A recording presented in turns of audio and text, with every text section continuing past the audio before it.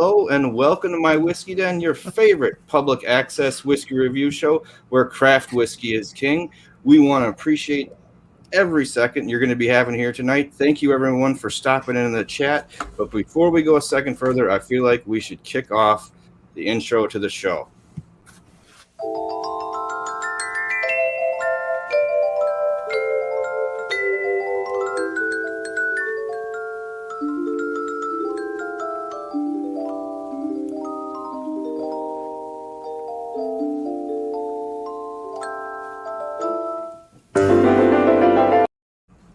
And it is a beautiful day in the Leopold Brothers neighborhood. Oh, that's great. We are so glad you could join us for an evening with Todd Leopold, the Fred Rogers of whiskey. And we have a little insider about that later on, so we'll talk about that later. But thank you, Todd, for stopping in. There is so much we're excited to talk to you about. Almost everything you do at your distillery is unique. And you run the only 3-chamber still in the world. Hell, there's places that don't even know they have a 3-chamber still. That's true. So we have all sorts of questions. Anyone in the chat, thank you for stopping in. If you have questions throughout the night, bring them on. We'll be happy to pop those on and get them to Todd. But we can do it. We can crack the 3 chambers. You said that was legal. That was legit. Absolutely sweet. He sent us some of the three chambers and swore us to not open it, which was very difficult. The more and more I began to read about it. Yes. So we are going to do that. But Todd, how did you start getting into the business when you were younger? Because you guys didn't jump into distilling. You guys started off as a brewer, right? It's correct. First of all, thank you for having me on, and thank you anybody who would tolerate having me on their screen. My brother had just finished up at Stanford University. He had obtained his master's in environmental engineering, and he was working for a company that basically he went to Fortune 500. Yeah, it's quite the nose, huh? We might not be able to talk about anything but the 3-chamber if you guys start getting your nose in there. That's why I didn't want to start this till like halfway through. But all right, I'll talk over. You guys go ahead and enjoy the nose on that. So he was working for a company that would go to Fortune 500 factories, and in his mind, make them pollution free. And that's my uncle. This might be a family reunion by the time it's done. Hi, Rick. We're all good with that. We're all good with having the whole family here. So he had just finished up. He at Stanford. He wanted to go and make factories pollution free. This was back in 1993. He found out really quick that these larger plants, like one of them I remember he went to was a Crayola plant. I remember that because he ruined my childhood when he explained how they're made. Of course, this was in '93, so maybe they've changed their practices. But he found out really fast that all of these companies were just interested in EPA compliance and get this dumb, idealistic kid out of his head, out of their hair. And he realized that we would have to show people how to run a sustainable, what's now known as sustainable factory. At the time, we called it zero waste, or as close to zero waste as you could. And so we decided to open a brewery and show people how to do that. So I went to a place called the Siebel Institute in 1995 up in Chicago, graduated from there. That was, at the time, the bulk of the brewers were large brewers. There were only a handful of craft brewers. I was there with the head brewer from Abita, Full Sail, Old Dominion, but also Heineken. The master brewer for Molson sat to my left. He was a man in his 50s with 2 master's degrees. And here's this dumb 25-year-old kid who didn't know anything about anything sitting next to him and then just, writing down everything that he told me as fast as I could.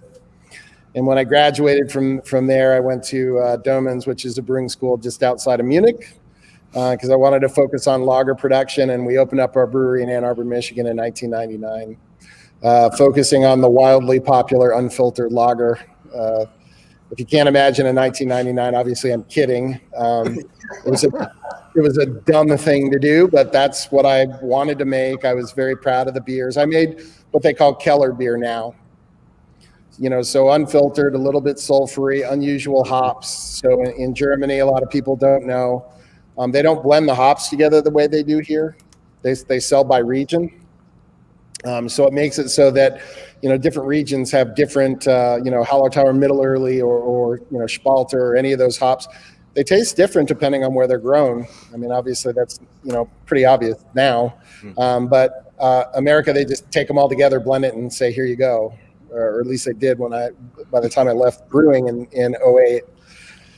And we were the closest bar to the big house. And we had a huge German picnic tables, basically, that held 20, 30 people. And we were just conducive to big groups. So we'd have a whole section of the law school come in. We'd have professors come in, groups of 5, groups of 10. And in 1999, when you're only selling beer, which is all that we were doing at the time, what happened is people either started their night or ended their night. They'd come have a round and bail to go get cocktails because not everybody drank beer back then.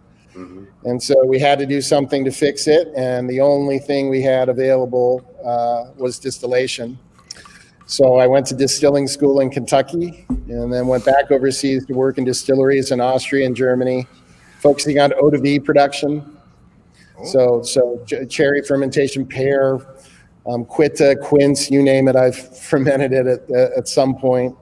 And then came back and we pulled the distilling license, a winemaking license. I made the sweet vermouth, the dry vermouth, the vodka, the gin, all the liqueurs, 6, 7 different kinds of beer on tap. So we're kind of one of the first, if not the first, distillery pubs in the country, and definitely the first distillery and brewery in the country for quite a while. Yeah, that's how we got our start, and that's how we got into distilling.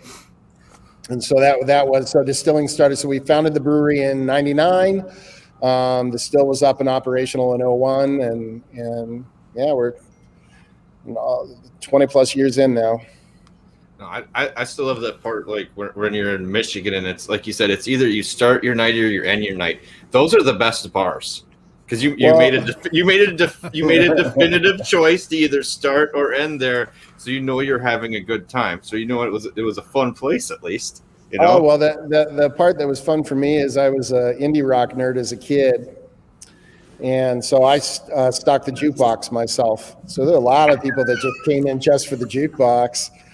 And what I did was I wrote all the Matador records and places like that, Barsuk, and would get new releases, before they even hit the stores. So we'd have, Postal Service went in the week it came out, and LCD Sound. I could go on and on and on. But it was a very what we found over time was the more we put our personality into it, the more people liked it, because of course so many it's sports bars without a whole lot of soul to it these days is what a lot of bars kind of at the time anyways were like. And so we tried to put a little personality into it, and obviously every drop of alcohol you were consuming we made. So it was a very unique place, and we were sorry to have to go. Somebody bought the building out from under us right before the crash, and the guy who bought us out, that group went bankrupt 6-8 months later because of the market crash. Mm-hmm. But yeah, he kicked us to the curb. Beautiful building though. Okay. Now before we go for, I believe your daughter says hi. Oh, that's the missus. Hi, honey. Go to bed. Okay. It's a school night. Karina's saying we have another fan that's saying that she's not really a beer drinker, so thank you for crossing over. And I have to agree to that. And our friend Fred Swanson says he's only drank 4 of those bottles, and you can't get them here in Wisconsin. We'll work on that. I've got a good reason to go visit the good people at New Glarus Brewing. Dan Carey's their head brewer, and we kind of became sort of pen pals because he finally got a still. And let me tell how weird it is having Dan Carey. They make Spotted Cow, if you're not familiar with them. What they've done in terms of the quality of the beer, but also what they've done. They only distribute in Wisconsin. I wish we could get away with something like that here, but yeah, they don't write about you if you don't. You will get absolutely no press. The first thing they ask when they're writing articles, can you get it in New York? Can you get it in DC? Can you get it in California? So the spirits market's a little bit different to get away with something like that, but we're just huge fans of the Carries and what they've done. But he put in a still, and let me tell you how weird it was having Dan Carey asking you technical questions. He's one of my heroes, and one of the original, his German brewing degree was from Weinstefan, so he had to. Can you imagine taking chemistry and brewing science in German? Yeah, I can't wrap my head around that. My courses were all in English, and it was hard enough as it was. Yeah, I've only met him once or twice when we went down there, but yeah, he's another one where, I mean, when you're at home making your own beer on the stove, setting up your test samples and stuff, and be like, I can't leave it at work. It's coming home too. You know, someone really loves what they're doing at that point. Yeah, I think the thing a lot of us have in common is we can't believe we get to do what we're doing. I've been at this, and it's 26 years into my career, and I can't believe I still get to do this. I keep thinking that somebody from the government is going to come and say, I'm sorry, you can't keep doing this. You're having too much fun, Mr. Leopold. You're going to have to shut you down. We're very, very fortunate to do what it is we're doing. Now, I was going to say, I don't want to keep you here too long, because I already know we're going to have a bazillion questions as we go down the line here. But we do have a couple pictures. So I was going to say, let's start with the first one we have is the kind of the outdoor patio, a little bit of the outdoors. Now, your building is it pretty much eco-friendly? Am I correct in that? It is. It is. My brother designed the building. My mom was a textile major at Cornell and helped with the inside, which is where I'm sitting now. So I'm basically on the other side of the window, directly under the umbrella. That's where I am right now in the tasting room. The grounds was designed by my dad, who was a Loeb Fellow at Harvard and was an architecture major. Architect, that's what I'm trying to say. And he designed the grounds together with me, so there's a lot of native plants in there. The one little flourish we have there, we wanted a little bit of lawn. I wanted to be able to lie on the ground outside, which isn't obviously the most sustainable thing in the world, but it isn't that large of a patch. But the thing a lot of people know us for is those gardens. We got roses, we got elderflowers. It's hard to tell, peach trees and crabapple trees. The fermentation windows are on the right side of the frame there, and the building is designed to open those windows, and that's the air intake. So most distilleries or food plants, it's filtered air in and positive pressure out. So when you open the front door to go in, you kind of get a whoosh of air. They're trying to keep wild yeast and bacteria out, and we're trying to get them in. So it draws the air directly out through those windows, out of the garden and across the fermenters. And the idea is we're trying to get more wild yeast and bacteria into the fermenters to add more character into the rye. So we're I think fairly well known for our fermentation practices, and that we do a secondary spontaneous fermentation for everything that we make. And we'll touch on that a little bit later when we get to the fermenters. But that's kind of the grounds are important. So we're trying to fit, when we're designing the place, we're trying to make it so that there's how much character can we get in to this whiskey? How can we make something that's unique? We don't want to make things that taste like anybody else's. That's not only is that not the best business plan in the world, it's not a whole lot of fun from an artistic perspective, because in the end, that's the part I'm here for. I'm here to create things and try and make things that are unique and different. Some people are going to love it and some people might not, but the one thing I can say is that our whiskeys are all very different.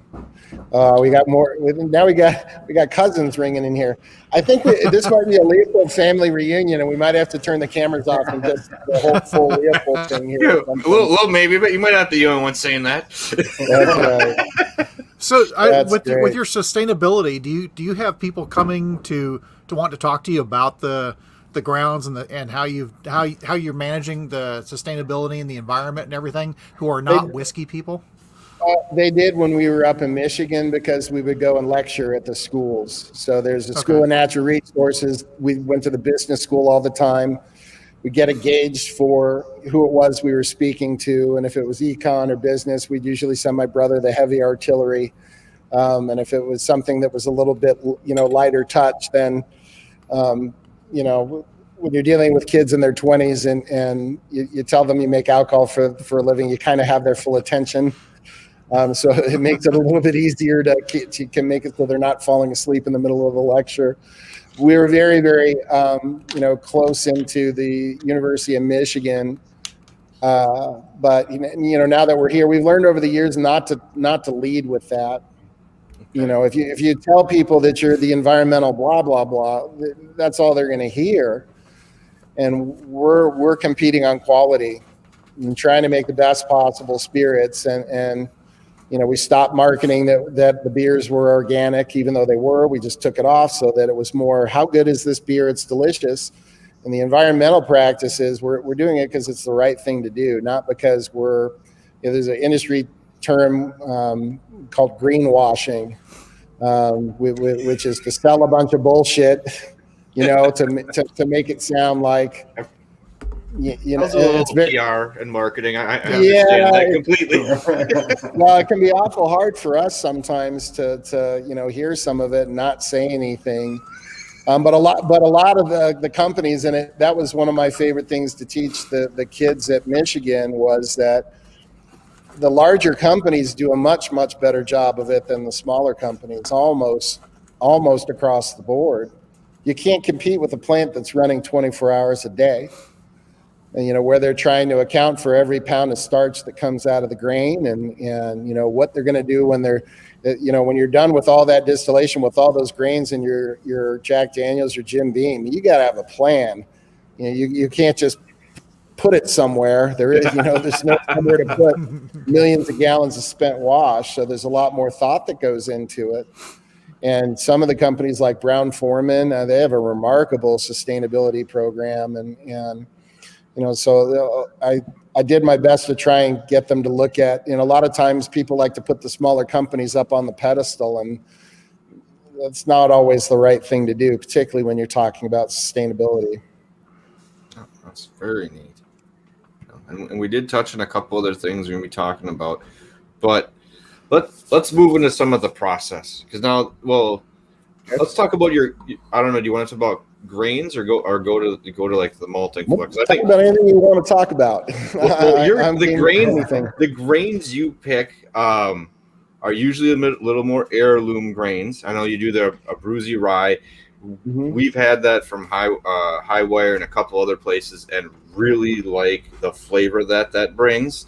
And I was going to say, can you talk about some of the other grains and that? But I was going to say, I know why you pick the Bruisey rye, and I think that's important for people to understand that at least the starch content of what that was about. Well, the thing that you come to realize is that, or I came to realize very early in my career, is that the brewing industry is fairly insular. It's a small group on a national level, and the bulk of the research is coming out of Japan, Germany, the UK, and the US. And what they've been doing for the last 100 years is chasing after yield. And when we're talking about beverage alcohol, that means more starch, because starch is the same thing as sugar, right? You're going to mash the starch in the mash tun, convert it into sugar. The more sugar you have, the more alcohol you get. The more alcohol you get, the more whiskey or the beer you get. And so in the 1800s, you would see starch contents in the 60s. Was pretty typical. And then after 100 years of breeding, we've now surpassed the 80s. And of course, starch, if I'm sure people know, doesn't have any flavor. And so we've been breeding the flavor out of plants. Now that's okay if you're trying to feed the world, and it's kind of a sustainable thing. If you're making better use of the grain, and when you're shipping the grain, it's got more alcohol in it. You don't have to ship as much. There are positive things to this, so it's not all negative. But the problem from my perspective is you're basically breeding the flavor out of it, because the more starch you have, the less of the compounds and chemicals that make rye taste like rye. So the oil content gets dropped. The compounds in it that I find pleasing about rye, or linalool is a big one that's flours basically. So you've been breeding that note out. And when you use the lower starch content, if I'm making a 5% alcohol beer, and I'm using the Bruisey rye, it's got 60-ish% starch in it, and modern rye has 80%. I have to add 30% more of the Bruisey rye because it doesn't have as much starch. So what does that mean? Well, that right out of the gate, the whiskey made with the Bruisey rye is going to be more aromatic and flavorful. And that's something that I've learned from when we do a lot of the, slow foods. We've done a lot of work with slow foods and done some lectures. That's one of the biggest things that I harp on to get people to understand when they're talking about heirloom grains. The chemical composition is different. So people aren't using these grains because they're cool or old-timey. They're chemically different. And the advantage that I have is have studied these things, obviously, in brewing school. And the big one we touched on before the show started is a compound called ferulic acid. Ferulic acid is the building block for 4-vinyl guaiacol, which is a fancy way of saying clove flavors that you get in a Hefeweizen, but it's also the spicy note that people get in a rye whiskey. You can't get that spicy note, that 4-vinyl guaiacol, though, without a reaction of the yeast that's called POF positive. POF positive just means phenolic off flavor. And what that means is that yeast will take ferulic acid and metabolize it into clove or spice flavors. So if you pull one of those two things out, you're not going to get spiciness in the whiskey. If you pull the ferulic acid out, you will not get spiciness in a rye whiskey. Or if you use just a regular lager yeast, for instance, that's not POF positive, you're not going to get spiciness in a rye. And a lot of people I've learned, we talked about this, before we started, don't know that. It's those two things working in concert. So what a lot of people don't know is that in Scotland, the two big strains are M and MX. Those are the most common yeast strains that they use. Those are both Hefeweizen yeasts. They're POF positive. But what's missing? They don't have enough ferulic acid coming from the malt, or some of the strains anyways. But of course, they're noticing as some of the distilleries are starting to experiment with other barley varieties, they're nudging up a little bit, some of them with ferulic acid. So you can get a little bit of spiciness. It's just nowhere near how much you get in wheat or how much you get in rye. And a Bruisey rye, to finish the thought, has about 20% more of the ferulic acid than most modern ryes that you see. So between the elevated linalool, the elevated ferulic acid, and the fact that I need to add 30% more, a Bruisey rye is the choice. We started with a handful of seeds, and we now have several hundred acres being grown for us, and that's what's sitting in that glass in front of you. That's 80% of the Bruisey rye and 20% floor malt in there. Yeah, and it smells delicious. But I'm gonna keep waiting till we get to the part where we get to the still. So I might even have some of this before we get there. I think that it's a very good idea to keep nosing it because it's going to evolve as you keep going back to it. It is. It is kind of my favorite part about it. And I don't know if my wife is still on, but she makes fun of me because I have little bottles in the house and I'm always just opening them and nosing them. And I keep pointing out, well, honey, at least they're not all empty and I'm in Betty Ford. It's better than I'm just nosing it and going to bed. But it's one of the things that the best things that I picked up out in Germany with Odavi production and the Odavi method of distillation. The whole shooting match is aroma. And if you can get the best aroma, the rest of the flavors follow like a train. That's what I was taught. And so it's kind of informed all of my distillation. So the gentleman who mentioned the maraschino, that's all about aroma. And making sure that nose is there and that it's layered and jumps out of the glass as much as possible. So that's probably, I'm hoping, one thing you're noticing with the 3-chamber. It's almost like there's a pillow You can kind of physically feel the aromas sitting above the glass, and it's very, very much, this is why I know that I haven't had 3-chamber still until I, distilled it. I know that I haven't. Some people have asked, and I've talked with David Wondrich to see if we've ever had a 3-chamber rye whiskey that we're 100% sure is 100% 3-chamber, not blended. I've not come across anything like what is sitting in your glass. So, you're dealing with a real unicorn there in the glass tonight. Yeah, I can't wait till we dig into it, because I'm continually sitting here taking notes as I'm nosing through, because there's constantly something different. And you talk about that pillow, and there's like a weightiness to it that just like a fog of aroma just hanging at the rim of the glass. And it's, the more you dig into it, the more I commented earlier, so I'm ready to just crawl up in the glass and hang out for a while, because it smells so amazing.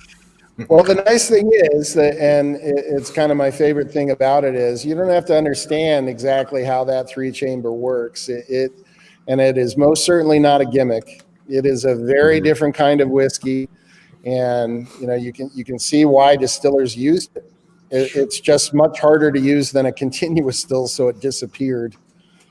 Should we move on to malt before we're going to wind up going down the 3-chamber rabbit hole? We will. I was just going to pull us out, because there are 2 questions in the chat. One we'll probably get to later, but I will forget to come back to it because it'll be way back. Aaron was just wondering if you ever considered using small anaerobic digester or a small anaerobic digester. Yeah, this is where having Scott around is a bit of a thing. So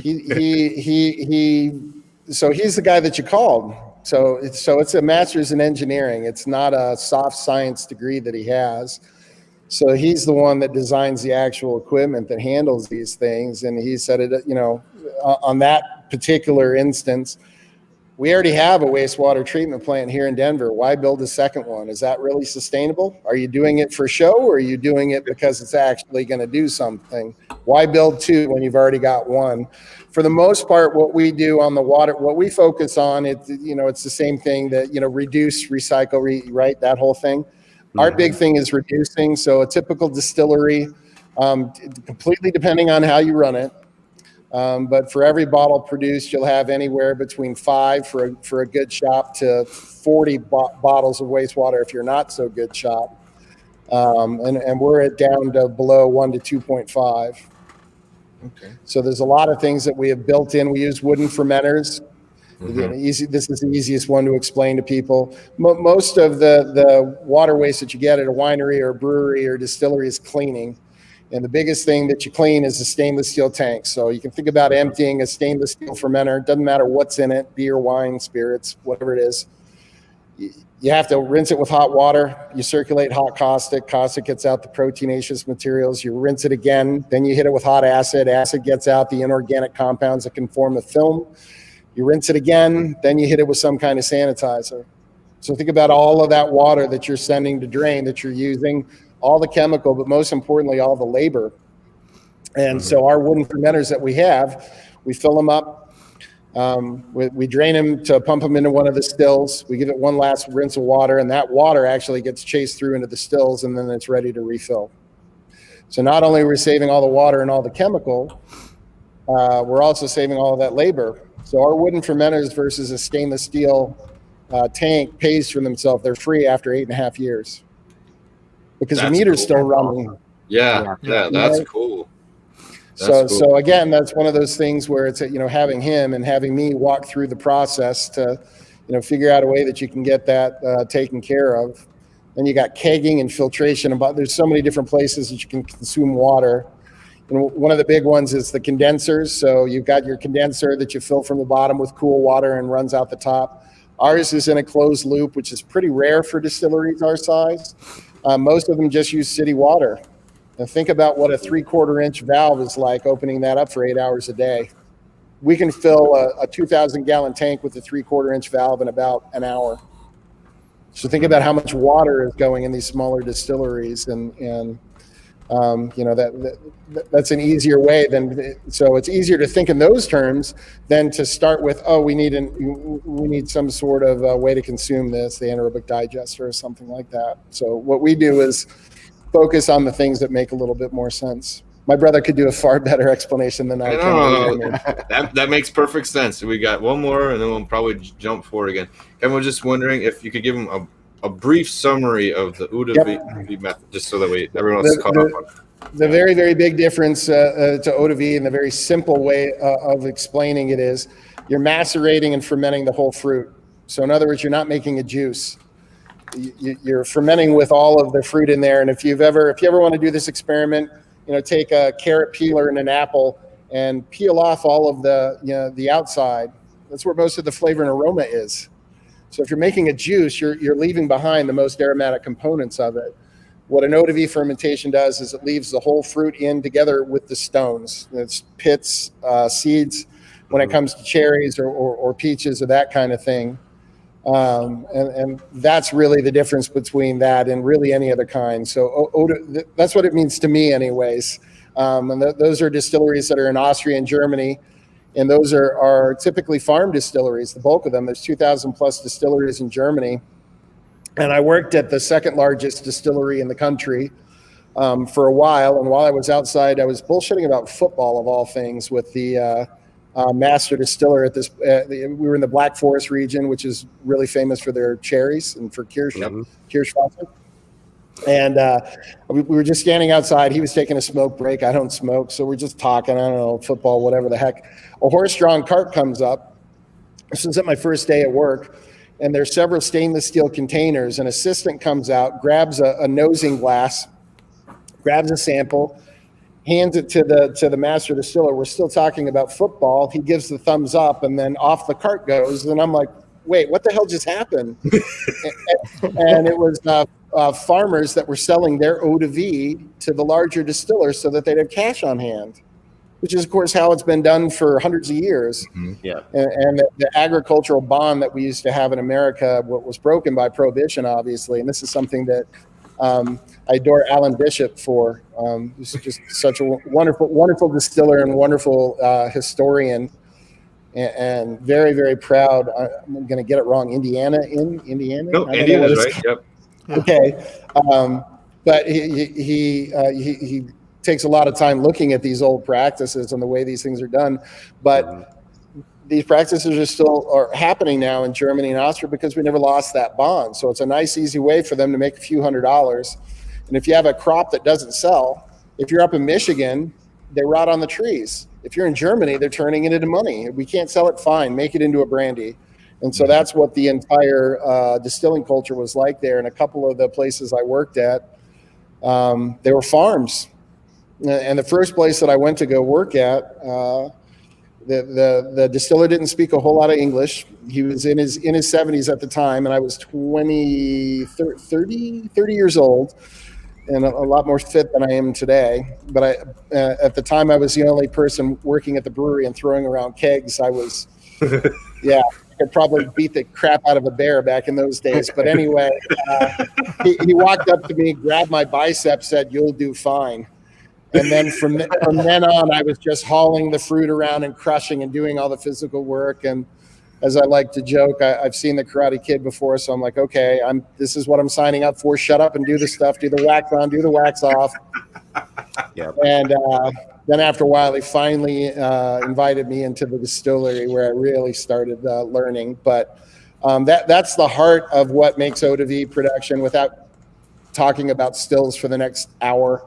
No, that's fair. Mashing with the whole fruit and coaxing the aromas. What you're trying to do is get a snapshot of an apple or a snapshot of a pear.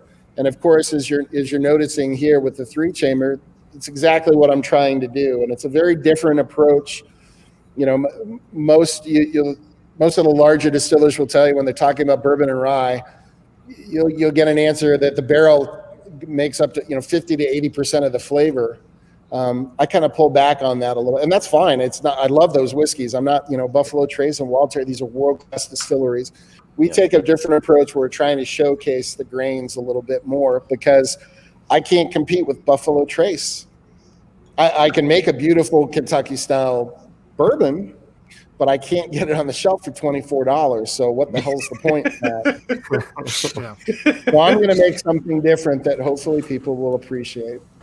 All right. So that's perfect. Now, before we go into the next section, the other question that we had from the chat that was a little bit further back is the rye malted or raw, which I thought kind of led us really neatly into your malt house, which not many distilleries even have. And your malt house, is it one of the largest in the country, or is it the largest? The Admiral out in the Bay Area might be a similar size. I'm not exactly sure. It's a big play. Well, for us, we joked because the guy Buhler, the company that built the steep tank for us, worked with the largest malt houses in the world, and we were laughing because the steep tank came in and we literally had to put it into the building without the roof on, and we're just thinking, oh, this tank's so big, and the Buhler rep overheard us and said, "Oh, that's the smallest steep tank we've ever made." And I'm like, "You can't let us feel cool for 5 minutes,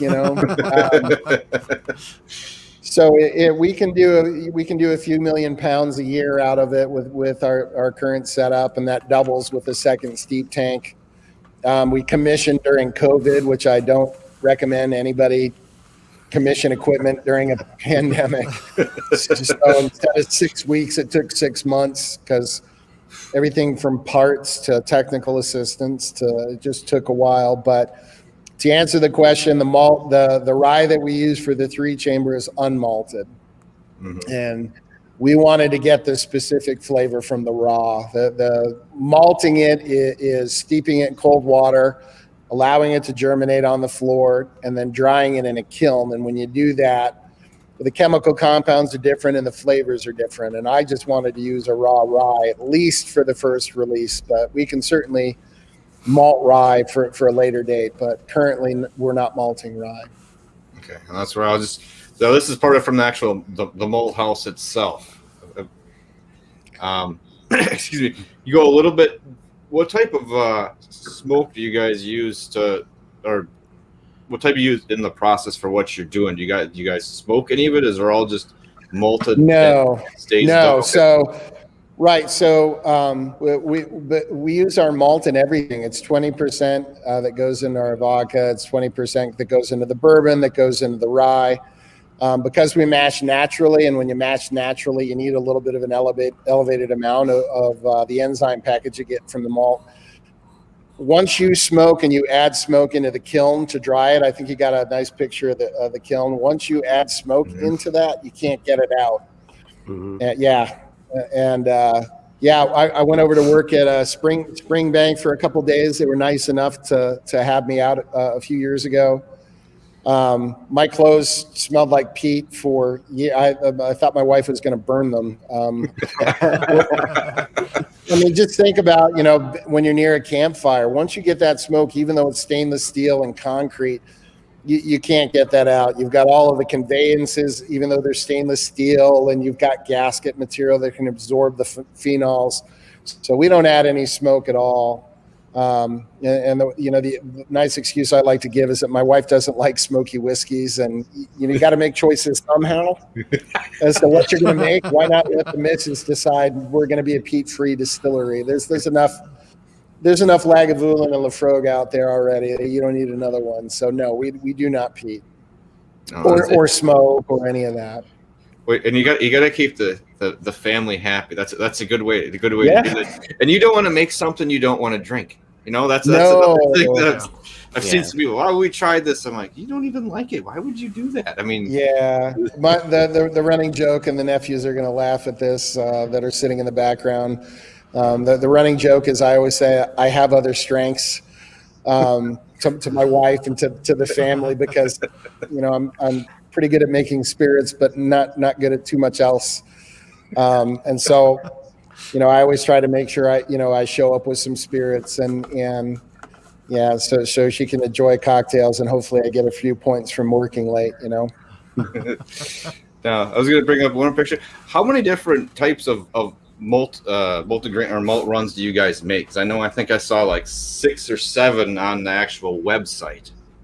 That you guys. Well, right now we're making a pale malt, and the pale malt is kind of designed for brewers, and we sell to everybody from Crooked Stave to New Belgium to lots of local breweries that And then I'm sure as the pandemic, it's a little weird having him stare straight at me. It's a little unnerving. Okay, I can get rid of that. That's a little unnerving. That's Danny, our head maltster. He's just wonderful. I wanted to make sure we got him a little love here today. And he's so handsome. Yes, he is. Yeah, we always joke about that. You know, we try to get him in as many photos as possible, and not me. He's a much better looking guy, and we want to actually sell spirits. There it is. Thank you, Connor. We make a pale malt. We make a Pilsner malt. That's designed really for lagers, and some breweries are just slowly starting to pick that up. It is a pandemic, so it's going to take some time. And then we make what I call a whiskey malt, which is kind of a hybrid between a Vienna malt. A Vienna malt is what you find in an Oktoberfest beer. It's got, to me, it's a nutty flavor, nutty-ish. It just tastes like Oktoberfest beer to me, I guess, or a Märzen. And a Munich malt. And a Munich malt is what I used in almost everything that I made. I made a red lager that everybody was a very good fan of back in the day. And this is kind of between those two flavors where the kilning temperature reaches 220 degrees. And you're basically, that kiln is designed so that we can recirculate the air. So in other words, so the green malt goes in at close to 50% moisture. And we're stopping the germination using hot air. So if you go to the interior of the kiln again, Danny's standing on a stainless steel grate. And we've got warm air that's driving, not that one, the one where he's on the interior with the... Oh, the interior of the kiln? I got you. There you go. So those are stainless steel plates. If it was in Scotland, that's where you would burn the peat below that deck and let it drift up through the malt. And as you can see, it's a couple feet high after the kilning. Obviously, it starts at that 50% moisture and then, shrinks as it gets all the way down to about 3.5–4% moisture when you're done. But if you see that recirculation damper that's to Danny's right, to the right of his head, what that allows me to do is hold the moisture content in there, in that malt at around 20 or 30% and recirculate that hot air. So in other words, it's not drying the grain anymore. Does that make sense? So instead of driving the air and pulling the water out of the grain and up out the top of the kiln, it's actually holding at that 20 or 30% moisture at elevated temperatures. And at that point, you can think of each individual kernel as a mash tun, if that makes sense. If you're a fan of beer, where you've got moisture, you've got an enzyme package, and you're basically creating sugars in that grain. So that when you apply the heat, you're getting Maillard reactions and things that gives it that nutty note or biscuit notes or baked good notes that you get in there, like a fresh bit of bread. So the gentleman who asked about the difference or whether or not we're using rye and malted rye, the difference between raw grain, this is a gross oversimplification, but it helps explain it. The difference between raw grain and a malted grain is that it's gone through the kilning process, and it's kind of like the difference between a slice of bread and a piece of toast. It's a gross oversimplification, but it kind of explains the effect that the kiln has on the flavors that you're looking for. And then the last one we make is distiller's malt, which is dried at very, very cool temperatures because all you're trying to do is preserve the enzymes that you created during germination, so that the enzymes are the maximum amount that you can get out of that malt, and you can use it to convert raw grains. Corn and rye is really what distiller's malt is designed for. It's really the only thing that it's used for. It's used in Scotland a little bit to make their grain whiskey. So corn and wheat over the history of column distilled grain whiskey. But those are really the only two instances that you use distiller's malt. I'm rambling. I don't mean to. No, you are not. You're not rambling. This is great. And this is just a picture of the outside of the kiln. Isn't that beautiful? So that's you got a nice little thing, little insider Leopold thing there. That's a duck on the top. That's my brother's nickname in high school. He wound up going to Northwestern for his undergrad, but he got a partial basketball scholarship from the Oregon Ducks. Yeah, that's cool. Well, I mean, at the time, remember this was the early 30s when he graduated from high school, so Oregon wasn't really particularly good at much back then, and so his friends made fun of him. But I always thought, I don't get it. He was just offered a partial. Isn't that cool? I don't. But anyway, so that's a duck on the top of the weather vane that my dad had the crew put in. But yeah, as you can see, just beautiful nights, and the kilning, as you can imagine, is going to be different depending on where that kiln is located and the time of year. So a lot of brewers don't necessarily understand that your malt changes with the season. So do you have like a season that you like to malt more than others, or one that you haven't had on? I don't know yet, because we haven't had a full year, but that's a great question. Just as the whiskey changes, we're maturing in a dunnage warehouse with no power. Is every winter the same? Is every summer the same? Yeah. Part of what we like to do, we give people tours and we explain, how the distilling process works. I'm having to disabuse the notion. It's a very American notion that things are identical. No, Jack Daniels is not the same as it was 30 years ago. I'm sorry, it just wasn't. Apparently, this is news to some people.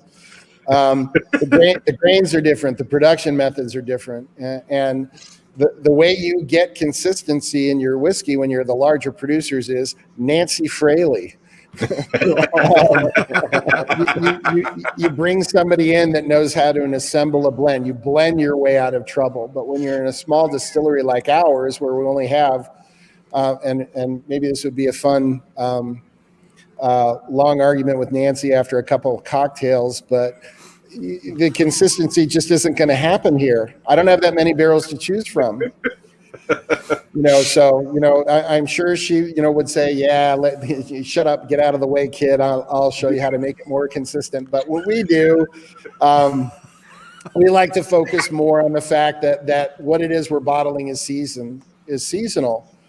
The way that our fermenters and the open fermenters behave differently in the summer than they do in the winter, it's going to wind up getting different flavors. And it's kind of an eye-opening thing to people that we've wound up kind of thinking that wine is the only thing in the entire planet that applies to, right? That there are vintages. Well, don't you think there are good vintages for carrots? I do. These chemical compounds are going to be different. They're going to be, there's a recent wild yeast. I think that could play a huge factor. Like every year, it's not the same as it was last year because It's the one thing that I've learned that the distillers don't really talk about, the larger ones in particular. But the big departure for distilling, we already got through the grains, so if it's okay, let's move on. Yeah, we'll keep rolling. When you're mashing, when you take that grain and you mix it with hot water to let the enzymes in the malt break down the substrate, whether that means more malt or corn or rye or wheat or whatever it is, the temperature that you're using, if you're mashing for maximum yield, is in the 140s. I give my opinions what the number is, but I've found out that gets you into arguments these days. Well, in distilling, you're trying to make sure that you don't create any dextrins. If you're a brewer, you want mouthfeel. If you're a distiller, you don't want antidextrins. You want to make sure, well, some people might want some, but that's a whole nother conversation. But what I'm getting at is you really need to get the temperature of that mash up north of 180 degrees for quite a while to make it so that it's completely sanitary, so that you kill the bacteria. Malt, in particular, malted barley, is rife with lactobacillus. It is absolutely riddled with it. And so if you take that yeast or you take that mash and pump it into fermenters and you don't add any yeast to it all, the lactobacillus is going to go to work on it. And there are different varieties and different strains of lactobacillus. And there are some that are homofermentative, which means they only produce lactic acid bacteria when they consume a substrate. And some are heterofermentative, which we happily have in our place, which will create both acetic acid and lactic acid. Now, there's a very simple reaction. I get to a point here, I promise. There's a simple reaction that occurs inside of a barrel. So when you get organic acids into the mash, you distill it. You get those organic acids sitting in that barrel. And over time, oxygen is going to work its way into the barrel, react with the organic acids to give you esters. It's a long-winded way of saying fruit notes. So the array and the quantities of acetic acid and lactic acid that you have is going to affect the fruit notes that you're going to get in your whiskey. And there's a whole family of esters that come from acetic acid, in particular, that you get in my opinion, almost all Kentucky bourbons except for Jim Beam. And that's isobutyl acetate. Now, isobutyl acetate tastes like and smells like, some people say stone fruit, but to me, it's raspberries. So Kentucky bourbon to me smells like raspberries, and it's coming from that. It can come from the yeast strain and some other places, but to simplify the conversation here, where your bacteria, where you get that malt matters. And if you change where you get your malt and you're holding it at that temperature, you're going to wind up changing the character of your distillate. And I think that's part of the reason the larger malt whiskey producers in particular don't like talking about it, because so many of them shut down their floor malt. And what they like to kind of promote is the idea this has been the same whiskey for the last 100 years. And that's just, I'm sorry, not true. Yeah. But that bacteria and the different amounts that you get is going to wind up following you through to the glass. And what we found over time, and what's wonderful is we have a comparison and contrast. The building that we had before, the one that you saw in the pictures, we were there for 4 years, and we made whiskey there too. We moved to the new plant. We add the open fermentation. It's up against the wind. We had open fermentation at the other place, but it was up against the windows, specific environment. Started making our own floor malt. What did we wind up getting? We started getting elevated levels of the acetic acid that was giving us a compound called octylacetate, that tastes like orange marmalade. And I'm hoping that you're getting that in that glass. That's not from the yeast. That's not from the barrel. That's from the bacteria. And what we do here is we do a primary fermentation that's 72 hours. And then we let it sit for an extra 2 days, and sometimes less in the summer, sometimes more in the winter, depending on what the temperature is. And we allow the lactobacillus to go. So if you go to the fermenters, the picture of the fermenter, you're actually going to see the bacteria doing its thing. You see that white film? Mm-hmm. That's bacteria. That's what brewers would call floor or a pellicle. That's lactobacillus on there that's so aggressive you can visually see it doing its thing. It drives the pH in our bourbon in particular all the way down into the 2s. It's very, very acidic. pH, and this is a lovely thing about German brewing school, pH fosters a whole range of chemical reactions, and not the least of which is making these things volatile and aromatic. So your pH is in that mash is going to affect what comes out the other side of that still. And it's something that folks don't seem to talk about too much, but it's something we focus on. I had a neat conversation with Dave Pickerel. I'm sure you're all familiar with him before he passed away. And he said when he consulted on distillers that were doing a malt whiskey, he would do his 72-hour fermenters and then goose it with a couple extra hours to get that lactobacillus to do its thing. We're just kind of doing that on steroids. And of course, the tricky part is you need to make sure that the biological reaction doesn't spiral out of control, because if the lactobacillus eats too much, you get a compound called acrolein. And the acrolein in the distilling industry, and vodka in particular, is called the peppers, and not the hooray jalapeno peppers, the pepper spray. It's literally an ingredient, or used to be, pepper spray. So if you wind up getting acrolein in your fermenters and you drop it in the still and bring it to a boil, you'd have to evacuate the plant. Everybody would be having eye problems. Yeah. So it's a little bit harder controlling that secondary fermentation than you think. But of course, now it's easier for me to explain this because everybody knows about sour beer. Mm-hmm. So we do a lot of work with New Belgium. We've been working with them for 11 years now. They're about to release another sour beer aged in our cherry whiskey barrels called, they're very kind to me. They call it Cutting Corners. Not cutting corners, leaving corners, excuse me. Because Lauren, who's in charge of the sour beer program, joked that we don't cut corners, we add corners.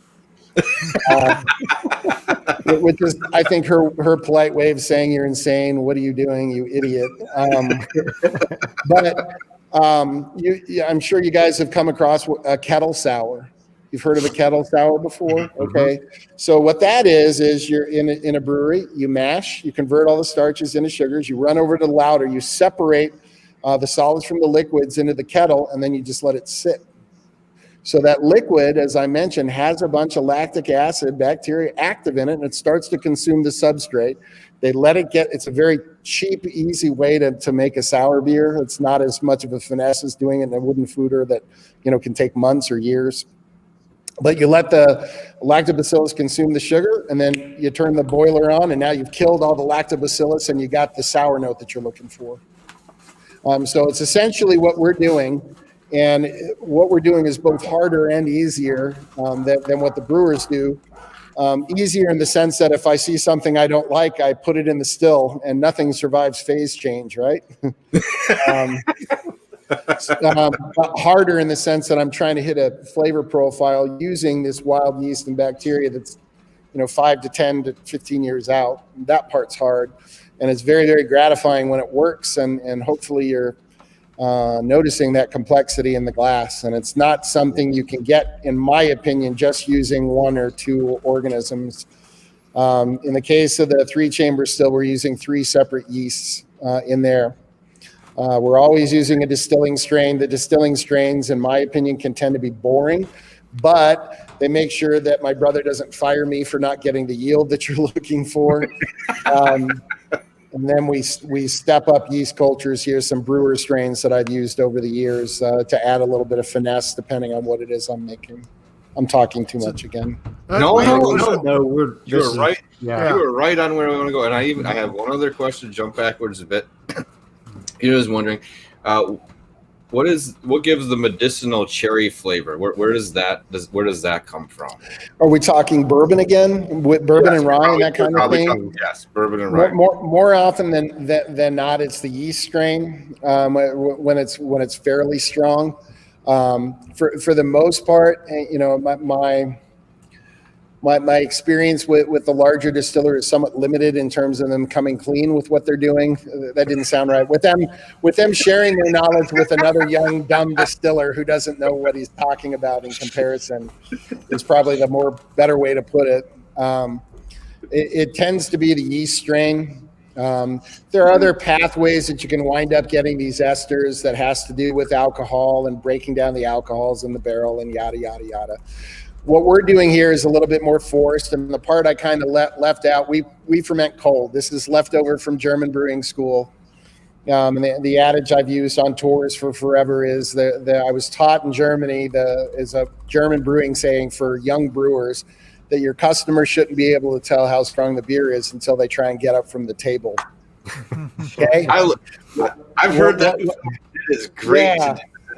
Well, it's instructional. What it's telling you to do is be patient, use cooler temperatures, don't stress the yeast out, give it a light snack. If you have to make a doppelbock, and this is something a lot of people don't know, and the practice isn't practiced as widespread as it was when I was I can't believe I'm saying this, God, I'm getting old, when I was in brewing school. But you've heard the term krausening. Okay. Yes. What krausening was a very common practice, and what it would allow you to do when you're making a bock or a doppelbock or a heavy beer, you do your primary fermentation. You're starting with 16-17% sugar, which is a big amount for a yeast to power through. A full beer, like a regular Pilsner in Germany, it usually starts at 12.5% sugar. So the more the sugar, obviously the sugar you're getting from the malted barley that you're mashing. But the more of that you put in, the more alcohol you make, obviously. Well, the difference between eating 12.5% sugar, and it doesn't eat all of it, obviously, because of the dextrins, but when you're asking it to consume another 5%, it's basically the 12.5 is a light, healthy snack, and that 17% sugar is saying, I need you to eat 2 Thanksgiving dinners in 15 minutes. That stresses the yeast out. When you stress yeast out, it creates esters. I like the thought of them being mentally stressed, by the way. What that does, using those warmer temperatures, it creates esters, and the larger distillers and the smaller ones too. As far as I know, we're pretty unique on this count. They intentionally stress that yeast out. Okay, let me finish the krausen before I get to that though. But so what they'll do in Germany is they will ferment it out. They'll go through their primary fermentation in 7 days, and they'll eat maybe 2/3 of the yeast. And then they'll take the yeast that's in high krausen, so they'll take the next batch that's fermenting, that's at its most active state, usually after 72 hours, depending on the temperature. And they'll take that where the yeast is really happy, really healthy, ready to go, and they'll krausen it. They'll add it into the one that's almost done, that's 2/3 of the way through. So now you've got a brand new set of healthy yeast that can power through. Now, instead of starting at 17, the yeast is now starting to consume when it's at maybe 10% sugar. It's much easier to consume that now. That makes the beers much cleaner. That makes the beers much softer, and you're not creating the higher alcohols and the esters. The big ester is ethyl acetate, and ethyl acetate is nail polish remover. And so when people are tasting whiskeys that they think is hot, the reason that they're hot is they're fermented in the 90s. That seems to be the common way to do it. The reason they do that is they want all of those esters, but they want fruit notes. They want the cherries that whoever mentioned that before. They want those in there. The problem with that is you're getting all of these ethyl acetate and higher alcohols and things that make the whiskey taste hot. The way that you get around that in Kentucky, of course, is you throw it in a barrel for years and years and years. And after a while, you're extracting more wood sugars, and your sensation of these boozier flavors is dampened. And it's why of really good writers like Chuck Cowdery, will explain that anytime somebody says Kentucky bourbon is smooth, that he knows they don't know what they're talking about. These are relative things, of course, but it's owing to these higher temperatures. And the other part that everybody seems to forget, with column distillation that the big players are using, there aren't any cuts. Mm-hmm. There's nowhere for it to go. There's some little contraptions and some things and thumpers and doublers, but for the most part, there's nowhere for this stuff to go. It's going to carry over into the distillate. The good thing is that that's going to carry a lot of organic and acids and other things that over time are going to react with oxygen and create those big esters that you're looking for. And it's why you get such beautiful whiskeys at all the Kentucky distillers. I want to make sure that I'm clear on that point. Mm-hmm. I'm a big admirer of the Kentucky distillers. I want to make absolutely sure that somebody doesn't misunderstand what I'm saying. We're just doing things a different way. These are some of my favorite whiskeys in the world. We're just doing things differently. So we will add at 60%, and we make a very, very low gravity mash. Okay, so we're not making 17%. Our vodka is actually 10.5%. That's it. And the 3-chamber that you're enjoying, I think that's 13 Plato. That's it. So a very, very light snack. We're pitching at in the 60s, so usually 60, 62 degrees. And those fermenters that you saw before, those don't have any cooling on it. So it's going to work through and it's going to get warmer, which is very healthy for the yeast because, of course, that's what happens naturally. You're normally not attemperating the yeast, right? Mm-hmm. When you've got a stainless steel fermenter where you're keeping it at a fixed temperature, letting that temperature rise is very good for most yeast strains, not all. And what that's doing is it's making it so that we're not producing that ethyl acetate. We're not producing those fusel alcohols. And in fact, I sent the 3-chamber into a lab, and the gentleman that was nice enough to run it works for a much larger distillery. And he said that the 3-chamber, the fusel alcohols, it's just a rough grouping of the stuff that tastes hot. It's half of what he sees in other ryes, and that's that cold fermentation. So that's how we handle fermentation. Please, I have a question about your fermenters. Mm-hmm. They don't look like they're cypress. Are they pine or something like that, and why? Well, you have a good eye. That's impressive. The ones that are in the foreground are Oregon pine. The ones the one that's to the far right are original fermenters, and those are cypress. That's just about the availability of wood. And the company that builds those for us is called Hall Wolford. They're out of Philadelphia, and they made fermenters for Maker's Mark and a bunch of the other distilleries. They've been around for well over 100 years. And we were their first customer for fermenters when we started buying from them, 15 years ago, however long it's been. And I kept referring people to them, which made me feel really good that they're starting to use them in fermentation again. The difference between cypress and Oregon pine is a very simple one. Cypress has a chemical compound in it called cypressine that's toxic to termites. That's it. So when you see the wooden water towers in New York and New Jersey and on the East Coast, excuse me, those are all cypress tanks, and the reason they used it is the pests aren't going to drill holes in them. Mm-hmm. But if you're using them inside in your distillery and you've got a termite problems, I kind of feel like you've got bigger fish to fry, and bigger problems. We only use cypress barrels too. Yeah, well, yeah. A lot of people ask me, does the wood impart flavor? No. The entire point behind that is to provide a substrate for the wild yeast and bacteria to live on and to mutate over time. So we don't steam our fermenters. We clean them, so they're physically clean. It's not like they're gnarly and horrible or anything like that. They're clean between, all it takes is a light brushing and that's it, and everything comes right out. They're clean, but they're home for microbials. And hopefully when my daughter is 6 and the older nephew is now 22, hopefully in another 10 plus years, he's going to have a unique set of fermenters to work with where you can't replicate those flavors. And it's part of what makes our house note our house note. That's why we use them. And then, of course, I already mentioned what it does to save water. It's cheaper. It's good business. Mm-hmm. We were going to get to this, but I don't know. Mark is our distiller friend up in Canada, and he was wondering, what ABV do you barrel at? Now, I know you have a couple different releases, but when we go over that a little bit. Yeah. We are at 50.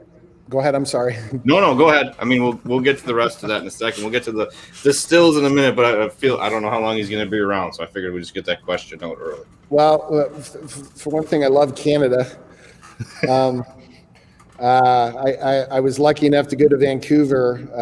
The World Whiskey Conference was in Seattle right before COVID hit. And I got to go to Vancouver and eat oysters. And I don't know how the hell any of you fit in the seats up there. And I'm not talking about this way. I could not fit my knees.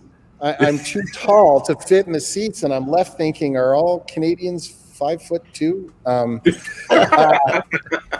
But I just absolutely love Canada. It's just, and I've been enjoying the fact, I don't know if any of you guys follow NHL, but they have a Canadian league now and an American league, so they don't have to cross the border during the pandemic. And man, I've just been enjoying it. I'm a hockey nut, and I played lacrosse a million years ago in high school. Hopefully my dad will tell you I was an All-American, and I was never an All-American. I don't know why he persisted. You don't have to say that. We could have spread that. We could have helped your dad spread that bullshit. Yeah. I actually found it out from one of our tour guides, and one of our tour guides said, "You were an All-American in high school and college," and I'm like, "I was a who? Where? Where the hell did you do that?" I got the pleasure of, as a kid, spending a couple of years in Maryland, and up there, the two main sports are soccer and lacrosse. Down here in the South, where I'm in South Carolina, it's football and baseball. And I got introduced to the sport, loved playing it, and then we moved back to South Carolina, and everybody's like, "What the hell is lacrosse?" What the hell is lacrosse? Yeah, my parents grew up in Syracuse, and Rick and my uncle and aunt, they're still up in kind of close to the Syracuse area, and that's where lacrosse is king there. Yeah, for sure. But yeah, I have to remind my dad, I was All-State for 2 years. You remember that, right? What are you doing? No one cares. People on tours, I'm like, why don't we just talk about the whiskey, Dad, and we'll ignore all. But as we like to say, it's better to have a dad that's too proud than never happy with anything that you do. So I guess we'll take it. So the entry proof, we're in at 100 proof across the board and have been from the word go. Francine just said we are in Syracuse. She didn't put it in there, but she meant you idiot. Anyway, we're in at 100 proof, and this is something. Yeah, there it is. See, I never claimed to be the smarter of the two brothers, as I like to say. We're in at 100 proof. This was the American standard all the way up until 1962. The last of the Maryland and the Pennsylvania distilleries were on the way out. They were trying to figure out a way to save money. And so they petitioned the TTB. You can still find the memo if you're really bored and you want to go to the TTB website, you can find it. where they moved the maximum. The maximum at the time was 55% ABV, but everybody was still at 50. And they moved it up to 62.5. And the reason is you can fit more whiskey in fewer barrels, and you can move. Oh, cat alert! Yep. You can move, and you don't need as many dunnage warehouses. And when you picture the big distilleries, that's millions of dollars that we're talking about. The issue with that is that it changes all the chemical reactions that occur in the barrel. Everything from pH, right? So the amount of time it takes to extract to get the pH down. The esterification likes lower pH. Basically, all good chemical reactions tend to like a low pH, you'll find. But it's also going to affect the extraction rate, the pulling lignin into solution and those other wood sugars and other compounds. When you put it in at 100 proof, it's going to slow that reaction down. It's going to put a little bit more of an emphasis on the esterification, a little bit less on the barrel character. So we don't like to lean on the barrel character as heavy. And this is, again, training in Europe, and it's kind of where my mind is. And I had some really interesting conversations with basically she does blending work. A woman out of Germany, Nancy Fraley's kind of counterpart. I'm sure they actually know each other. But she talked about doing some of the tasting contests that they do in London. The big one is IWSC. It's for gin producers. It's for whiskey producers. Generally European and London. The global producers will enter this competition. And she explained how much she likes our American small batch whiskey, which is 2 years. And it's just a very simple whiskey. It's on the shelf here for $29. You get a little bit of corn, a little bit of nose from the rye that we had. We've gone down the road on the rye. But the barrel isn't overpowering. She absolutely adored this whiskey, and the reason is taste differ. In America, she joked, when an American judge would come up to taste whiskey, they'd all roll their eyes because they'd always want more oak. And people don't understand that these are just tastes. That's all it is. So for us, what we wind up having with people who taste our bourbon, the bottled and bond bourbon, which I need to watch that. But the review that you did, I'm quite confident that you noticed this is not like Kentucky bourbon. Again, no offense, obviously. And it's not leaning as heavy on that barrel character. And that's an intentional choice. And of course, what I have to do is go out in the marketplace and deal with the slings and arrows of the consumer they've been a whiskey expert for 2 years. They immediately assume I have no idea what the hell I'm doing. And think that the whiskey's shit. What am I going to do? Argue with them? If this isn't to your taste, that's okay. Now I'll walk you through, if you're interested, and sometimes they just don't want to hear it. No, I've been at this for 25 years of fermentation, and these things are intentional. If you don't care for it, that's great. That more power to you. But it's a very different process, and that lower entry proof is going to yield a different whiskey. But the easiest thing to explain to people is, if you're in at 62.5, what happens when it comes time to bottle? How much water are you adding? Do the math. It's about a third water. You're basically washing out all of those flavors, and the oiliness and everything that you're getting out of that whiskey is going away. When we're in at 50%, what's fun for us, and I wish I was smart enough to have planned this, but I'm not, the proof doesn't move. Yeah, so what you're tasting is cask strength. Which I thought was amazing.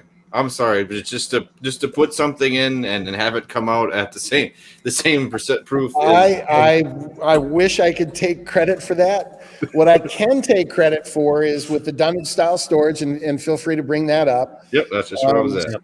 So this was an easy selling point for Scott, and this is a good picture that illustrates it. You see that concrete strip? Yeah. I told my brother, the engineer, who's also the finance guys, he was an econ major at Northwestern, so he does all the bean counting. What you're seeing there is I'm using about 1/5 of the concrete. He said sold. But the reason behind that is, on average, it's anywhere between 20 and it's gotten as high as 40% more humid in that building than it is on the outside. And you have to understand that we're in Colorado, and the altitude has nothing to do with it. A lot of people get confused about that. That doesn't have anything to do with what is important is the moisture content that you get in the air. What is the humidity in the area?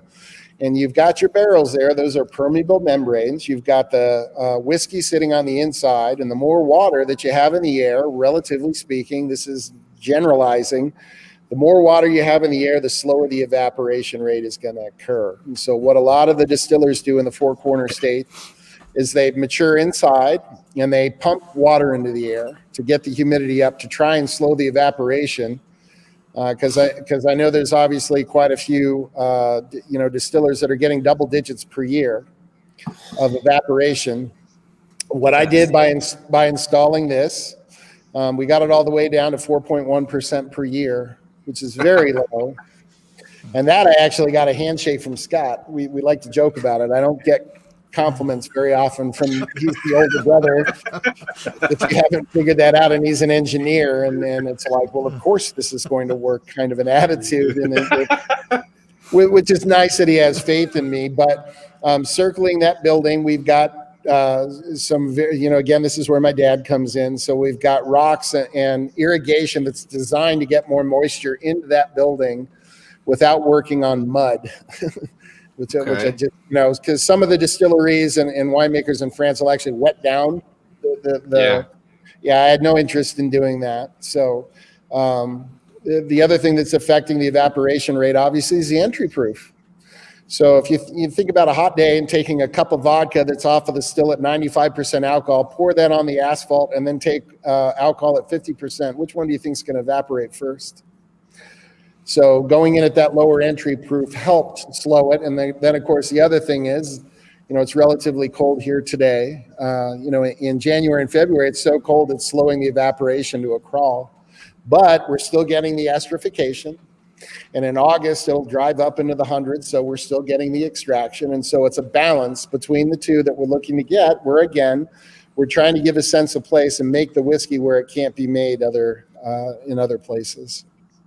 So that's a long-winded answer to 100 proof is the answer to that question. I'm rambling again. No, you're Ramble fine. on.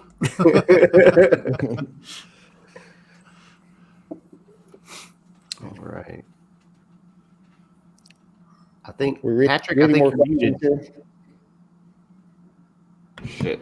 Sorry about that. I was going to say, let's talk about the different types of stills you use there, and then let's move on to the 3-chamber, and then we'll get into tasting we'll explain what we've already tasted, because I know I've been sipping on it. Cool. Hey, Addison, can you help me with power over here? It's not an urgent in the next 10, 15 minutes. We're running low on juice here. Go ahead and pull the stills. We're fine. So now you can see our original still that's over to the left. It's difficult to tell, but if you look where the manway is, that's actually hand-hammered copper. That started with a sheet of copper and a punch, and the distiller, the still maker literally used what's called a shaping bench. So it's a bench with a bunch of different shapes. And I believe the count, it's been a long time now since I've been there, 20 or so hammers to shape it into that very perfect dome. That was the last one that the gentleman who was retiring, I was his very last still. And he put that together. I think he built that in 99 or whatever year that was. The one to the right is a clone, even though it looks different, the internals are the same, and that's machined now. So Christian Karl out of just outside of Stuttgart, thank you, just outside of Stuttgart, made those stills for us. And so it's a bit of a lost art, but we're happy to have one on site that we still use. Those are what I would call a modified Odavi still. So an Odavi still, at least in Austria, could only have 3 plates. So those windows that you see there, it's a measure of rectification. So in other words, how much you clean up the spirit. I won't go down that rabbit hole too much. But the reason that they limit to 3 plates is they don't want the farmers with the farm license to make high proof spirit. So that's the way that they regulate that, which I think is pretty cool. So those stills are designed for aroma. So if you look at the still, that's the newer one that's to the right. If you see that little stainless steel band, what that is that's called a deflegmator, and what that is it's basically that top part is filled with water, continually moving water. And this is where it's really different from the alembic stills, which I'll touch on in a second. What this allows me to do is control the temperature of that surface. So when you've got vapor, when you put juniper in, for instance, so we'll put spirit in the still, so neutral vodka, we'll put that into the still, we'll add juniper, and we'll bring it to a boil. If I control the temperature of the top of that still, I'm affecting what's going to wind up condensing and fall back down into the pot, heavier flavors. So if I wanted to make a cleaner juniper distillate, I could basically lower the temperature of that deflegmator so that more condensation occurs. So these are basically finesse stills. We use them where I'm looking for really, really clean aromas. It's what we use to make our absinthe. It's what we use to make our gin. And that's really the difference between an Odavi still. And if you look to the right, that's the still that we use for our Maryland rye and also our bourbon. That's an alembic still.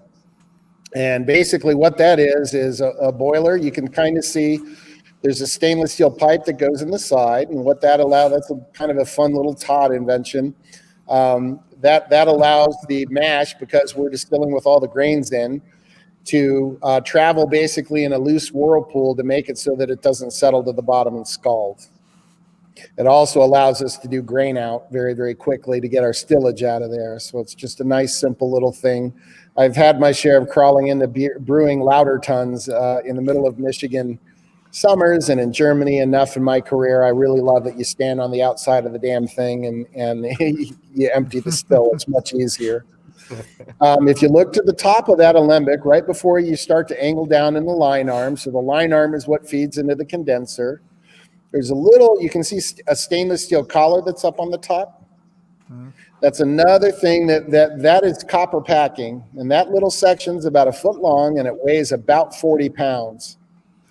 That's in there to make up for one of the choices that I made. And this is one of the reasons when my brother would get upset, so many distillers would come to our tours and, and he was always worried, are they going to get some secret Kentucky Fried Chicken recipe? And I'm trying to explain to him, it's not a recipe, it's a process. It's way the hell too complex. And if you change one thing, forget it. So that little top copper packing that's to counteract the fact that I ferment so cold. So anytime you ferment something, it doesn't matter what the substrate is, you're going to make sulfur compounds. And sulfur, as I'm sure a lot of your viewers know, reacts with copper and will actually cake on the inside of the still. So when it gets into vapor phase and you've got a copper surface, it's going to adhere to that copper surface and not come over the other side. Some distillers, particularly in Scotland, like that sulfury note. To me, it tastes like creamed spinach, and I hate it. So because that alembic doesn't have a whole lot of rectification, I put that little bit of copper packing in. And what rectification, for those who don't know, what that means is all of those stills that you see are uninsulated. And so the temperature in the room matters. So if I held the room at 60 degrees or as a contrast, hold it at 80 degrees, what's going to happen is that vapor is going to travel up on the inside. The temperature of the surface is different. So different compounds are going to condense, settle down in the pot. And if the room is cooler, it's going to lighten the whiskey a little bit. May not be too perceptible, but if you throw it on a gas chromatograph, I can assure you it will wind up looking different. But as you notice with these stills, there's really not a whole lot of surface area at all. So that's why I put that little bit of copper packing in there. And that's something that you see very commonly in Odavi distilleries. And the reason that you do that is that's a reaction for stone fruit. When you ferment and distill stone fruit, you can wind up with carcinogens. The carcinogens that you get from stone fruit that can wind up killing you in ridiculous doses react with copper and are isomerized and turned inert, basically, so that you don't, kill your customers, which I'm told is important. But in the case of these bourbon stills, this is just designed to make sure that you get a nice, clean flavor from the corn, the rye, and the barley. So that's the intent behind it. And then the very last still that you see in the end, that's our vodka still, and nobody wants to hear about that, right? I like to point out to Charles Cowdery and Fred Minnick, you can't have gin without vodka, so don't forget that. Don't crap on vodka too much. I like to but those are the stills that we use outside of the last one, obviously. Oh, that's nice. And I'll bring up the last one. This is a 3-chamber still, and I don't know how, maybe we might have gotten to see a video you're working on. And how far away is that video from being ready? Because that was absolutely incredible and gave a really nice explanation of how this works. And I'm sure you will too. But that video was why I called Todd the Mr. Rogers of whiskey. Well, first of all, who doesn't love Mr. Rogers? And that's I've been called different things, and whenever anybody says something flattering, what ends up happening here is the boys give me grief over it. And it's one of my favorite parts about, when I was over in Germany, and I'm sure things have changed, but I was there in the mid 90s, and it was very much a caste system. The master brewer had all the knowledge, and they literally called the entry-level workers pallet pushers. And all I knew is that I did not want to run our plant like that, where one person, is revered as some super awesome person, and everybody else doesn't know the first thing about anything. And we don't run our shop like that. So of course, what that means is that when I do something stupid or make a mistake or whatever, Craig, who's been with us for over a decade now, goes, "Oh, master distiller," it's important to take, you can take the job seriously, as I'm sure you can tell we do, without taking yourself seriously. We're not saving the whales. We're not curing cancer. My sister's a teacher. How do you compete with that? My wife, she works for a nonprofit that helps people get back into the workforce. I can't compete with that. Those are people that are really making a difference and should be a bit arrogant. And I'm sure, now I think everybody's starting to realize, that kind of attitude got into food and chefs and that whole system. It's like, who the hell wants to work at a place like that?